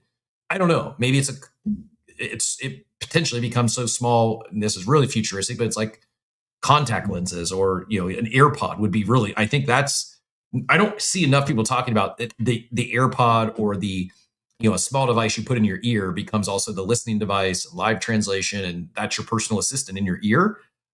For me, and I know to all the naysayers out there, I shouldn't have a Bluetooth device in my head all day long. I would much rather wear an AirPod than I would a ring to interact with my AI assistant. Back to DC's piece here, and then Jack, you're up in like 10 seconds. It says, let me go on to give you an example. Would you rather use an app like Uber or Uber Eats, or would you rather just ask your AI assistant to get you a ride somewhere and show you the menus for the type of food you might be interested in? And pick one. Perfect example is in the Tesla. Like I could say, drive Grok. I need to drive to. I saw BT Dwayne's driving to Austin. Grok, I need to drive to Austin to meet BT Dwayne. Route out my course, and oh, by the way, pick a restaurant for us there. We'd like some barbecue. Give me the best. I know it's Terry Black's, but give me the best barbecue in Austin. And I can't get a reservation, but just take me there. It will map all this stuff out for you. It'll do everything that apps do for us today. That exists today in a car. You can just tell Grok what you want to do, and it'll do the whole thing for you. Like we're rapidly heading to this. I just don't think not a lot of people, especially those that are leaning into the vibe coding era of apps, are fully embracing this massive shift. Because I think it's going to happen fast. Finishing the statement here, he goes on to say, it's in the back end business model, which connects the customers with the products, and the personal AI assistants actually open the door to being able to seamlessly use multiple business APIs without worrying in the slightest about which app or intermediate provider they come from. There's a decent chance apps that will be mostly dead in 5 to 10 years. And yes, there are some apps in which will still require deep optimization, and that's where the hardcore coders may still be needed, but machines will get better at that too. And if you take one look at a AAA gaming landscape, you should understand that hyper-optimized code isn't as valuable as it used to be. But what will be valuable is owning the APIs with the most use and liquidity. And yes, a lot of those will use public blockchains. Things are going to accelerate and get very weird very quickly from here. And quickly isn't decades. Like, things are going to look very, very different in December of 26 than they do in February of 26. And I don't even know how to describe that, but I'm convinced this might be a year of evolution that most of us haven't experienced yet. And potentially we might see more evolution in terms of just how rapidly this stuff evolves throughout the rest of this year, the next 12 to 18 months, than we've seen in the last 10 to 20 years combined. Joey, go ahead. Appreciate your patience. Yeah, I'll be super quick because I'm about to get to the gym, but I'm a little bit of a base homer now that we're on base. And I think there's quite a few, the deeper you dive into base, the more you understand there's quite a few differentiators. The base app alone is a major differentiator from all the other L2s, and how accessible it makes all of their dApps, their social aspect, trading, etc. Obviously, the connection to Coinbase with the ability to on and off ramp funds very easily through Coinbase and directly into your bank account, where a lot of these other L2s don't have that. I mean, when we were on Flow, if you hit a big card and you swapped it for $8,000, in order to get your money off, you had to export your private key, import it into a MetaMask or a Rabby, then send it to, then transfer that money into like USDC, on ETH or Base, and then send it to an exchange, and then withdraw it to your bank. And so I think, yes. Is it as fast as Solana? No. Is it slightly faster than ETH L1? Yes. But when you go deeper into what Base has built and the ecosystem that they've built, the differentiators are exponential compared to all the other L2s. And I challenge you, Cap, if you don't have the Base app yet, to download the Base app and explore. Like you can go right on BZ and play the claw in the Base app anywhere, anytime in the world. So I did download it. I think I might have been waiting for a invite code or something. I think I now do have access. I kid you not, that is one of the apps on my iPhone that is I had to re-download because I didn't access it frequently enough and it already offboarded it, or I don't know the correct terminology there. Anyways, I'll re-download it. I think that matters. I also think connecting these dots, Abstract, their portal is good. I don't think it's enough. And talking L2s, I really like, it's really struggling. I really don't want to make this stuff PvP, but it's hard to even tell a story without comparing things that we know that are in the wild today. I was talking Ape Chain, it has other side. Abstract doesn't have its other side yet. A portal can be replicated. Others are going to have portals. I've also heard some rumors that Abstract might be looking to sell. I wouldn't be surprised. I just don't know who's the buyer. Who's going to buy that L2 right now, where what is Abstract if not the home of Pudgy Penguins? I don't know. I mean, I'm sure someone could make something with it. Again, I'm not putting. I'm not making it PvP. Just calling it like I see it. And I don't know of those boxes from the Vitalik post. I don't know what boxes Abstract checks. And to your point, like the base app being powerful, I agree. The portal for Abstract could be that, but they don't have the huge customer base that does Coinbase. Jack, go ahead. Might have lost Jack. No, my bad. Couldn't find the unmute. Yeah, look, where was I going with this? Oh, okay. So AI and the eradication of apps. Like, I've got the new Meta glasses. It's kind of already here now. The Meta AI is nowhere near, Opus 4.5 or whatever we're calling it. The anthropology AI. It doesn't work anywhere near as well as Claudebot, which I now actually am using. So for those worried about my boomer tendencies never getting me to Claudebot, I have figured it out for the most part. And it's doing some pretty cool stuff at this point in time. So yeah, look, I think it's here. I do think it's glasses, at least to begin with. There is a movie or TV series on Apple Cap that you should check out. I will DM you it because I can't think it off the top of my head, but is exactly what you've just described in terms of like the contact lenses and the headphones. And it's so obviously where it's going to go if someone can build that product. And obviously it does feel like our imagination is the only thing stopping a product from being built at this point. So yeah, I will send you that when I can. But yeah, look, I think again, like, what are we doing here for? Like, what is the purpose of having these conversations? I think if you're thinking about on-chain, if you're thinking about the eradication of L2s and where the future is going, I think you've really only got a handful of projects that have an opportunity to take advantage of this type of future. I can see Jonah next to me. I think clipping is one of those for like quite some time. I think how people consume content is going to continue to evolve, and I've put my money where my mouth is on this. I am an investor in Liveframe, and I think for me one of the big reasons for that is because I've seen multiple big creators who have been way before their time talk about how you're not going to watch a podcast like you do today. You're going to watch a podcast from the perspective of what you want to see, and AI will automatically just condense that podcast for you. It won't be clippable. It'll just be like, here's all the things you would possibly be interested in, and here's the things that you would learn from. And then, like short form, you can imagine doing exactly the same thing. Like it actually goes more to an improvement standpoint. So that's what sort of projects I'm looking at now in the Discord, in our Discord for the DGens. The guys have just posted about Jesse from Base saying that they imagine feeling like you're 25 years old forever. That's what we're building.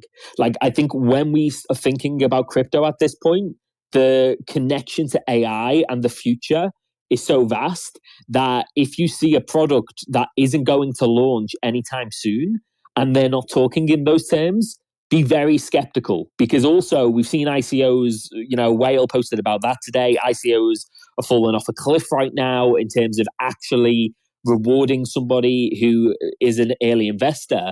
The opportunity and the chance is so minimal right now. A lot of these guys don't even get to ICO.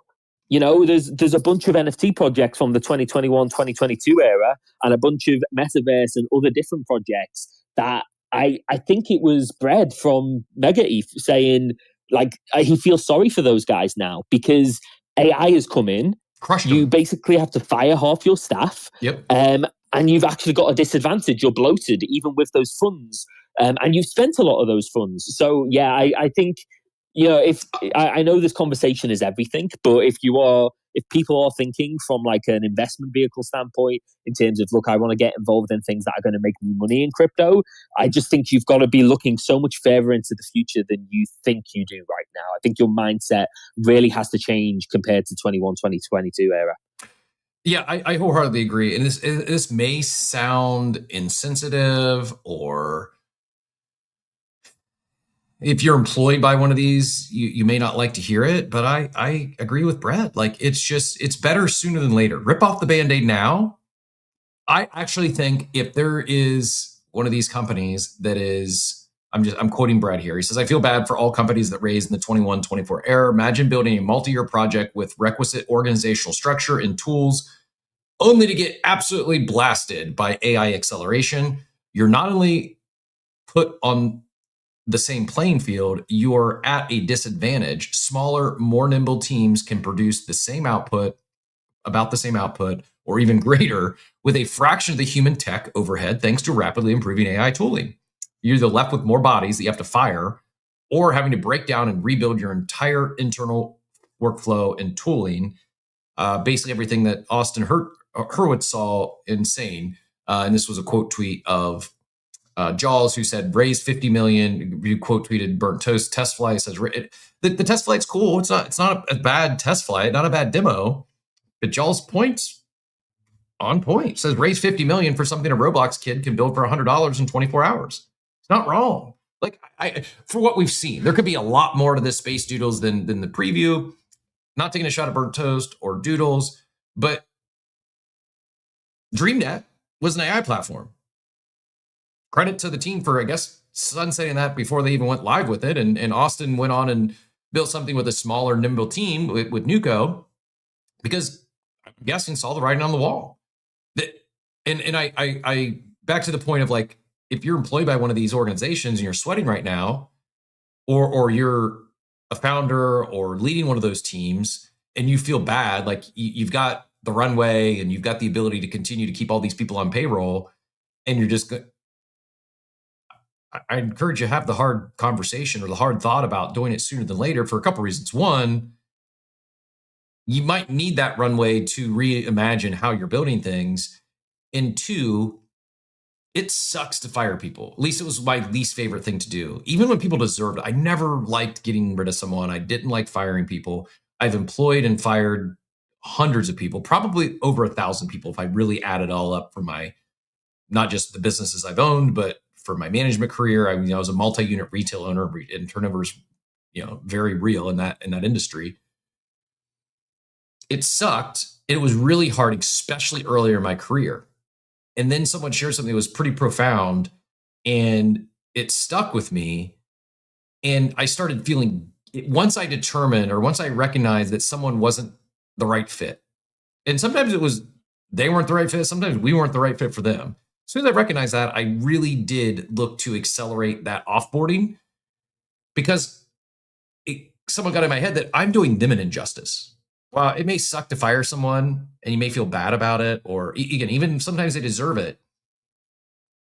By not firing them, by delaying the inevitable, all I was doing was delaying the next door from opening for them. Had I fired someone as soon as I knew, maybe the next week they find their dream job or a dream career. Whereas by waiting and going the traditional HR corporate America, you need to write them up 3 times and then give them a final warning and then part ways with them after you've given them every second, third, fifth chance, even though you knew deep down that they weren't going to work.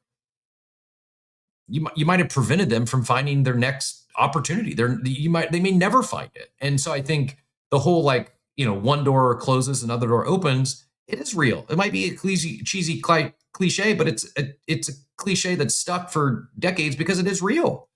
And I think in this era of rapid change and not just rapid change, but extreme change in how our society works, how businesses are being built. If you know that you're going to have to make changes like at some point this year, do it now. Because by keeping those people on your payroll now, yeah, maybe helping pay their bills, but you very well could be preventing them from opening their next door. Whether it's they're vibe coding some API tooling or they go work with a smaller, nimble team, like businesses have to think and operate very differently in 2026 moving forward than they have for the last 20, 30 years. And it's not that you're a bad person. It's not that you failed or your idea didn't work or you didn't find, like, maybe that was the case, but it's like our world's evolving fast. And this isn't just for like funded startups. This goes for all. Like I have shared a few times, I was not a big fan of the corporate American environment I worked in because it was just very inefficient. It was so bloated and so many, stakeholders that would have an opinion on something. It's just hard to get things done. You're at such a competitive disadvantage now if that's how you're operating. When you're slowing down humans from getting stuff done, while your competitors have a fleet of AI agents that are working. One agent's 10 times more productive than a human. Like you're digging yourself a deeper hole, and the inevitable is likely still to happen. Though you're going to have to restructure, do layoffs, fire these people. Do it sooner than later so they can maybe catch this wave as opposed to trying to swim back to shore when you left them out in to drown in the ocean. I'm reaching for analogies here, but Jack, go ahead. And I see Simple Farmer joined us. Yeah, look, I think for me, also, you need to take some accountability yourself if you feel like you're not like right for the role. Yeah. And I think if people are hearing this and maybe feel seen right now, because they might be on the other side of this, not the firer, but the potential firee. I get this gut feel of like it's just getting harder and harder to find a job. Like I think we've all seen those articles. We've all seen the AI hires compared to actual hires at this point. But I also think like it's not going to get any easier. So if you're in a job role that doesn't suit you, and also you're thinking, but where's my next role going to come from? It's just not getting easier. And I think, I made that call about 3 years ago now, and it was the best call for me. Like I had to make it. A new manager came in. He was really old school. We were remote after COVID and wanted, basically me to do 4 hours of driving every day. There and back, even though I was on a completely remote contract. I could see it going in a way where he was basically trying to do that, well, 3 strikes and you're out. I decided, okay, that's my sign. Like I'm going to go full hog into Web3. I was really fortunate. I got the role the next day hosting spaces and, haven't really looked back. It's not easy, when markets are down, but people aren't doing spaces. Let me ask you this, quick interjection. Yeah. If you didn't do that, do you maybe you don't take the role? Is that would that have been a possible outcome? Absolutely. It was. You don't make that quick move. I didn't have anything to go into. You don't take. Maybe you're looking for 12 months, right? Like that's exactly my driving home my point or my example. There is we don't know. The employer doesn't know. Oftentimes the individual doesn't know when the next door is going to open. But I think a lot of us can agree. May not like to admit it, but a lot of us can agree. Doors are closing for large organizations that are structured with bloat. And guys, get to IRL events. Get to like as if AI needs to give you any more reason to just show somebody that you're an actual human being. I think if you are looking to jump ship and you want to jump ship here into crypto, and I don't know why you wouldn't if you're listening to a show like this, get to IRL events. That's how I got my role. I had no opportunity. My whole thing was I was just going to create content and try and monetize as a creator.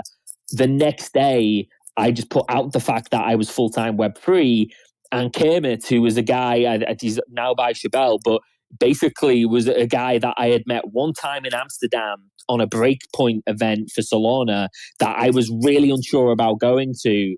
we had a conversation for like 6 hours that day with a couple other creators, and he was immediately like, yeah, Jack, we need somebody else to host spaces, and my life changed forever for the better. So yeah, I think, yes, you know, I'm not saying jump ship immediately if you don't have anything, but if you've been putting in the work and you've been showing your value in this space, sometimes you do just have to make the jump. And Kat, back over to you. Yeah, no, it is not only that sometimes you need to make the jump, as Jack just described his own personal journey there, that he made a jump, I don't want to say prematurely, it sounds like the perfect timing, but had he just wrote out his, you know, the inevitability of this isn't going to work out, this is not my long-term role, and he just wrote that out for another few months, he may still be looking for that opportunity. Like that door could have closed that he had an opportunity to take. And it's Steve Jobs says, you know, it's very hard, if not impossible, to connect the dots looking forward. It's easy to connect the dots looking backwards on our life. And it's just sometimes you need to make tough short-term decisions that ultimately help you start seeking where your next home may be, your next thing may be. And while we're talking here from the quote unquote employee viewpoint, it goes the same thing for the founders, the CEOs, the team leads. You're not doing, if you know your division, this division of employees or these individuals, if their time is numbered and they're not going to be around long term, they're not going to be around this time next year, they're not going to be around in 6 months, and you think you're doing a favor by keeping them on payroll for another 6 months, you're not. You're doing them an injustice. You're preventing the next door from opening. If you feel bad about it, offer them a cushy severance package and let them go. Like, it's just and I say this from personal experience. I've felt bad, kept people around too long, and I don't know what doors might have opened for them had I just pulled the rug when the writing was on the wall. I do know it's had negative impacts on my business, especially at a store level, because they know too. And all of a sudden you got someone who's got 1 foot out the door and everyone's just putting a smile on their face to keep them getting a paycheck. And I say this now because it's happening so fast. And I don't know if there's a company on the planet that's not impacted by this directly or indirectly. Simple Farmer GM, always a pleasure. What do we owe the pleasure this morning? What brought you up today? Hey, GM. Just saw a lot of things in the conversation I think is important to touch on. Listening earlier to the talk about Vitalik, I think was mentioned recently about, people's occupations, making a living in this industry. Obviously, a lot of people are losing jobs, especially as development skills and product to idea pipelines are really easy now. But I think, like BD now is potentially even more valuable with more products coming out, people who are good at making relationships and, getting protocol deals done at a high level. Without good BD, you don't have probably 99% of the things you've seen. So over the past couple of weeks, especially with other side, we did the MetaMask avatar that you can claim on the MetaMask mobile app. Like, that's a BD thing that happened. AI didn't build that. Now the page where the avatar is claimed on, that was built by an LLM, but the relationship was made by humans. Yeah. Appreciate you being here. I'm not trying to put you on the spot either. We were talking Ape Chain a little while ago. We shared Garga's thesis from June of 24 about L2s. And I do feel Ape Chain checks some of those boxes that Vitalik was mentioning. In particular, it's other side. Like, you have a flagship product. You have a reason for other side to exist. I didn't know Garga said this. Can I ask, what has been, I'm assuming that the Vitalik post has been maybe circulated through Slacks. There's been some internal conversations. Is there anything you can share in regards to Ape Chain, or, maybe the answer is the path doesn't change at all because we were already building this way, but does Vitalik's stance, do you think it changed anything? Has there been discussion okay, we need to lean a little harder into this or that as a result, or is it status quo because you were already, Garga at least was already, seeing this happen? I mean, ApeCo follows the direction of the leader of the club, that's Garga and Cam as well. And I think that was already within the ethos, pushing forward towards the other side stuff, focusing more on that. So nothing changed. But on a personal level, I could give a shit what Vitalik Buterin thinks. I don't think every brilliant genius who's an inventor of things, is also a great person. I think he has a lot of good reasons to not support L2s, probably hundreds of millions of dollars worth of reasons. I thought the tweet that he put out was weird.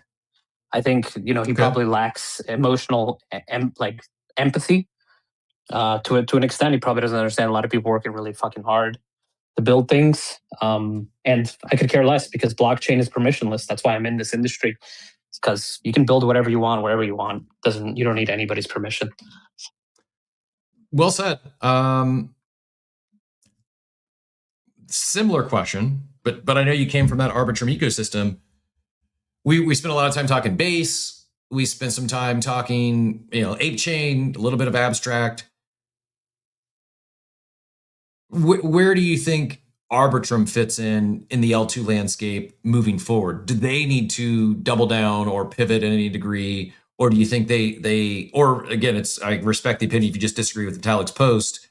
What do you think that means for Arbitrum from your perspective? Not holding you to it, again, not trying to put you on the spot. I'm genuinely curious.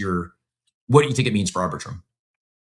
Yeah, I mean, I sent you the post this morning. I can pin it if you don't mind. Go for it. And it just talked about inflows and outflows over the last 24 hours. And, Arbitrum won $53 million worth of net inflows. Ethereum Hyperliquid, $36.1 net outflows. So, it's people don't realize, but what matters is the products. It really doesn't matter where they're built. People could care less what chain something is built on if it's an exceptionally good product. Polymarket's probably the best product in our industry. It's built on Polygon, which is an ag layer on Ethereum. People don't care that it's on Polygon. And so I think that's the thing, like products are the priority. So for Arbitrum 1, they have a thesis that they want to be the backbone for the future of the world of finance and banking and stable coins and lending and tokenized stocks. This is what they're doing with Robinhood. And I think they're absolutely killing it. They've even found ways that now, chain transactions that happen on their blockchain, people can essentially pay and bid to have their transactions happen faster so that people can capture arbitrage faster or, financial opportunities and gain, especially when it's a whale game that matters. And they've monetized that to the tune of millions of dollars. I think Arbitrum's on a great path. I think they're kind of killing it. I think Base is kind of killing it too. I don't think they need to do anything differently. What are those net inflows primarily going to? Is it DeFi? Is it stables? I mean, it's a big number. What do you think? Without going too granular on the exact where it's flowing at the highest level. I mean, it's a really impressive chart. 53 million, and then let me pull it up on screen so those that are watching video can see. But where do you think, or where do you know it's flowing into? Yeah, so obviously the richest people in crypto are probably the ones dictating everything, and those people hold massive amounts of ETH, massive amounts of stable coins, and they want great yield on their tokens. So that gets pushed into these yield bearing protocols. You got things like GMX that runs high levels of perps. It's the highest revenue generating protocol in Arbitrum 1. It can rival Hyperliquid in a lot of ways. Aave, Pendle. So DeFi essentially, and then you have RWAs through Robinhood. So Robinhood is tokenizing all their stocks, and that's happening on Arbitrum 1. And perps as well. So DeFi, RWAs, perps, which are DeFi as well. The thing is, I think people assume that the price of a token reflects how well a chain is doing a lot of times, and I don't think that correlation has been necessarily true lately. What would you, off the top of your head, what would you say are like a couple of the most important metrics? Wallets, TVL. What do you think is more important than token price? If we're evaluating, if we're looking at KPIs for this success or how well a blockchain is doing. I guess it's what do you mean from the standpoint of the chain or from the standpoint of a developer? I guess both. But I was speaking to the chain. Yeah. Sorry. No, I was referring to the chain's success, but I could ask the same question for developers. Yeah. Yeah, I mean, I think from a founder, like the little guys, those are what I would consider myself. Users matter the most. That's the number one. That's like the gold standard. While for chains, liquidity matters, TXs, and then how they can monetize, all the revenue streams and all the things that are happening on their chain to essentially scale to become something that's profitable. I think everybody's looking to be profitable long term And that comes with adoption. So for me, those are the most important. I think token price is probably like not even top 5. If I have to be honest with you. One more question, and then maybe another headline or two I want to hit on before we let everyone get out of here. Help me understand, educate me on how can Base be on this chart I've got pulled up here. Base was number 2 in the last 24 hours in terms of net inflows. How can Base be positive net inflows by a pretty decent margin? Call it $10 million, give or take. And at the same time, Optimism is negative. I guess it's just mainnet. So no one's going to Optimism mainnet. They're just going to the Orbit chains like Base. Is that answering the question? Well, I think, for Base, for example, they have a lot of really interesting products. They've been able to capture mindshare really well with the Claudebot phenomenon, which has been, I actually think, not too different than kind of the agentic, phenomenon we had happen during like the AI16Z era. I think some things are slightly more interesting, but things you can do with Claude, like giving it skills and stuff and automation, you can do a lot of that stuff with Cursor as well. And you can already link all of your AIs without having to purchase, the separate API keys for all of them. So honestly, I think Claudebot is super cool. Massive respect to them. But I think they made something that's pretty cool seem like massively cool, which is just really, really good marketing. And I think they're great. They're really good at sales. But again, the question though back to is, when I'm looking at these numbers, those base net inflows aren't being counted towards Optimism inflows because it's not hitting mainnet. It's basically bypassing Optimism mainnet and going directly to Base. Am I understanding that correctly? Yeah, I'm not sure how exactly this chart with Cointelegraph, and I'm not sure if it's fully just obviously liquidity that has come from one chain to another, or liquidity that has flown in externally, right, directly to that blockchain. I'm sure there's both. Yeah. We appreciate you jumping up. As always, love to hear your insight. We do have we've got a question in the chat. If there is a poly market or a prediction market rather on, is Simple Farmer wearing a shirt today? Yes or no? Tank top only. I made a video and I made the mistake of keeping my shirt on, and I realize right now I'm pretty much the Bert Kreischer of devs. People come to see me only so I can take off my shirt at this point. So I don't even know where to go with that one. Bert Kreischer mentioned here today on Coffee. In all seriousness, appreciate you jumping up and adding to the convo. Same with you, Jack, Joey. Enjoyed the chat. We went a little longer on Vitalik's post than I was thinking. I do want to hit a couple of flyover. We may do a deeper dive on this. We've got a little bit of evergreen on these topics, but I at least want to hit on at a high level, call some attention, because there is a call to action. There is, I was speaking earlier about MegaETH launching next week. Don't wait. There's some things you might want to do now. One is, Euphoria just announced their Tapathon. It's going to be a 2-week contest that kicks off February 16th, but they're only inviting 5,000 traders to compete in this first one. And I think my read is this is how a lot of the early stuff on MegaETH is going to go, is it's going to be limited. You're not going to be able to participate just for being on MegaETH. You're going to either need to be in a Discord, or in this case, who can participate is they're giving out access codes to earliest supporters. They did a snapshot on July 31st. Codes are being allocated to most active community members across Discord, Twitter, and Telegram. Top 1,000 users are on a wait list. And then investors and close community partners, the people, Mega Mafia communities, Bad Buns holders, Redstone community, Athena community, Privy, and more. And then examples would be the people would include like MegaETH, Echo investors, and Fluffles. So I'm also speaking to myself here. If you hold a Fluffle, if you're in those rounds, start paying attention now. Don't wait until some of this stuff starts popping. Maybe this doesn't matter. Maybe Euphoria it fizzles and dies. It's unique. The UI is different, and we'll probably have the team on here at some point in the future. But they are giving away a all expense paid trip to London and a Rolex for first prize, $1,000 second prize, $500 a third prize, and then 10 additional winners throughout the contest. Yeah, we'll talk more about MegaETH apps and what might be worth paying attention to in the early days there. But I just the overarching point is don't wait. Don't wait until things start popping off and you see people printing on MegaETH. Maybe it doesn't hit, but I think there's things you can be doing now to position yourself that is either low or no capital and you might catch a winner or two. The other flyover topics, and I don't really have much to add other than I found it humorous, the Polymarket and Kalshi free groceries in New York. This post here, this quote tweet is not accurate. It is just a pop-up. It's a 5-day, maybe 5 weeks. It's not going to run forever. The Polymarket supermarket where they're giving away free groceries. Kalshi must have caught wind of it because they front ran it, and the day before Polymarket announced that, they gave away free groceries to thousands of New Yorkers.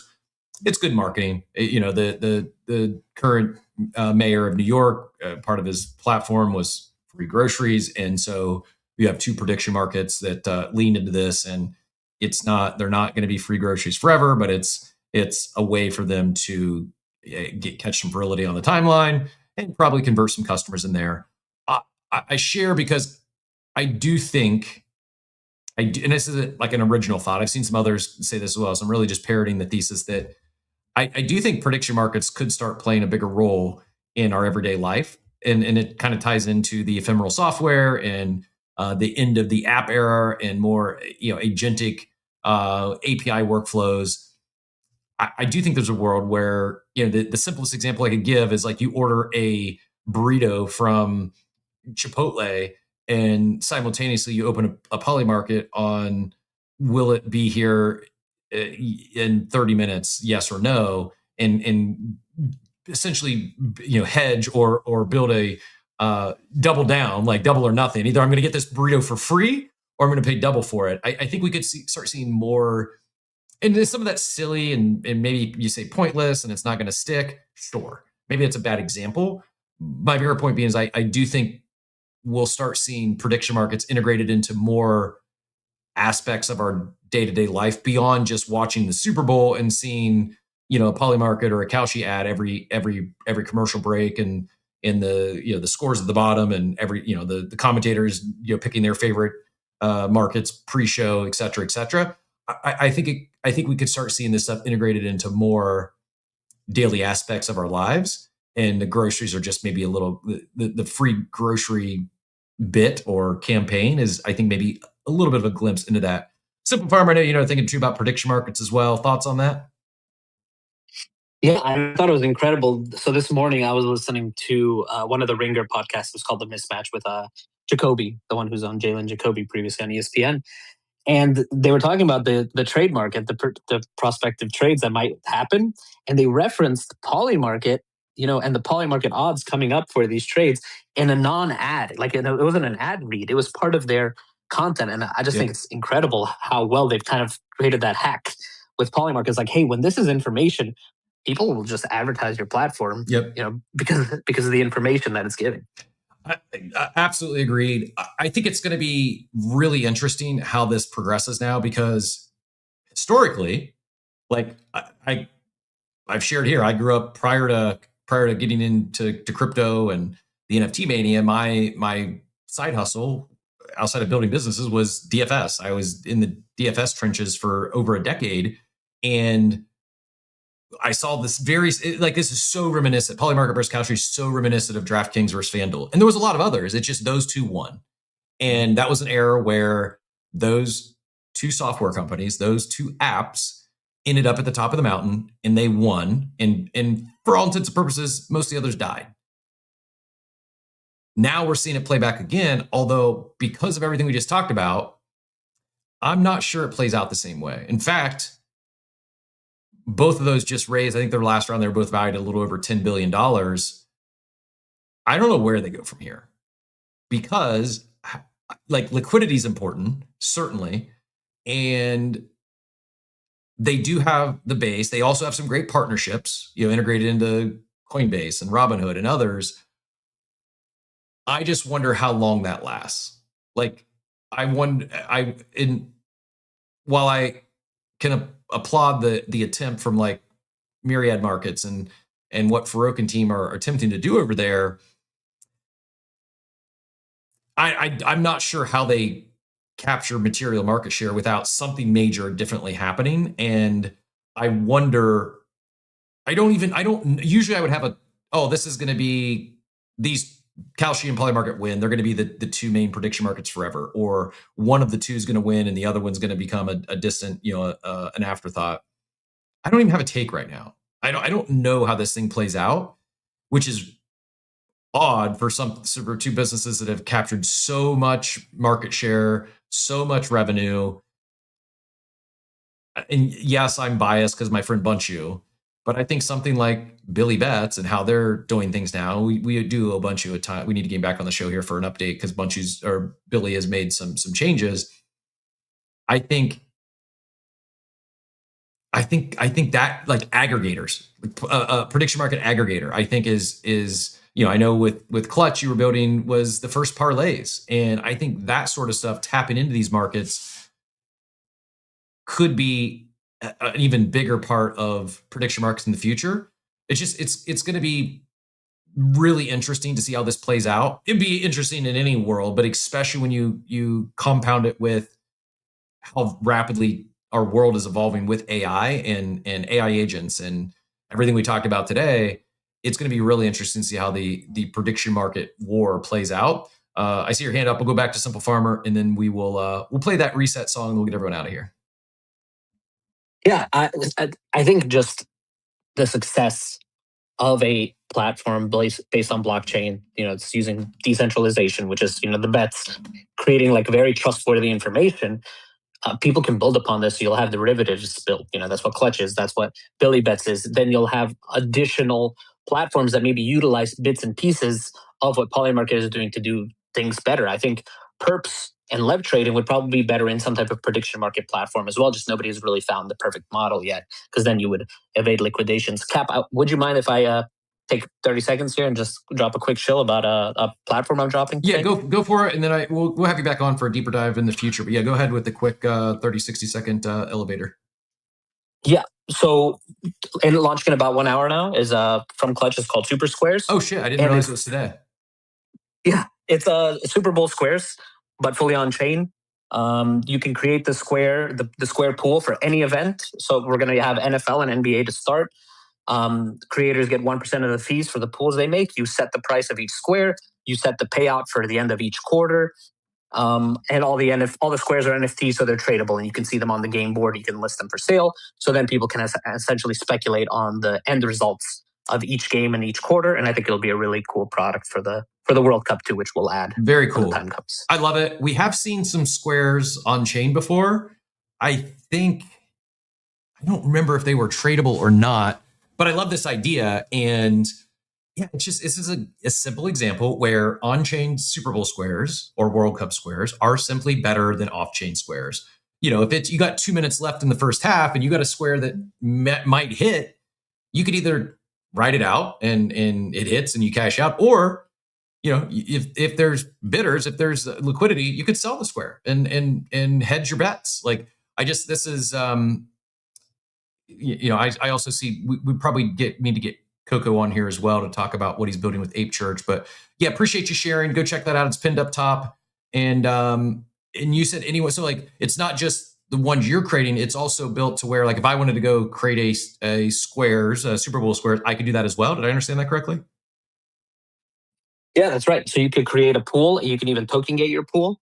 And you can create a pool for NFL events. So that obviously that's why we're launching, so people can make them for the Super Bowl. And you'll actually get 1% of the fees, so you're incentivized to market the platform. So for example, if your pool has $10,000, you'll get $100 for being the creator of that pool. Awesome. We need to do a coffee with Captain Super Bowl squares. I got a few days to do that. Big game is.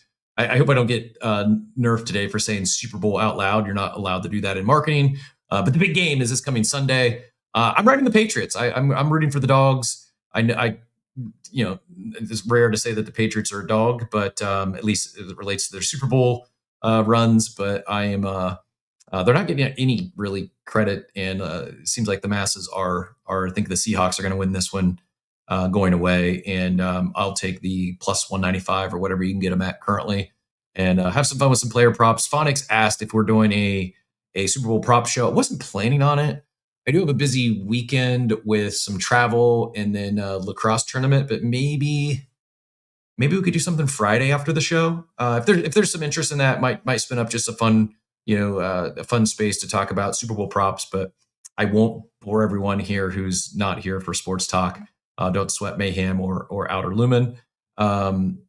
Catching up a little bit on some chats before we go. Looks like another, I guess Ledger's doing something with Lamborghini. Go figure. I think we hit on all the notes there. So 10 a.m. dump. We did not get the coffee with Captain Dump, but we did bounce. So hopefully we send everyone off into a better day as the markets are concerned.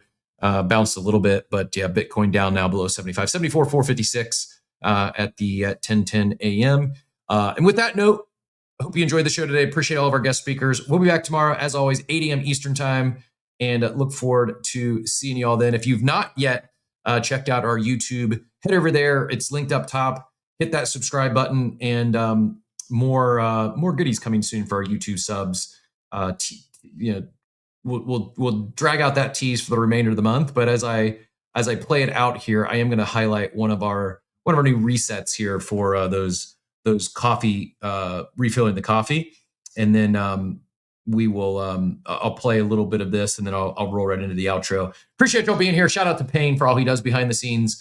Go give him some love and a follow if you haven't yet done so already. But even if you can't find Payne right now on the timeline, it would mean the world to him if you go hit the subscribe button on YouTube as well. Thank you all. Appreciate y'all being here. And as Steve would say, hope you all have a wonderful, wonderful day, everyone.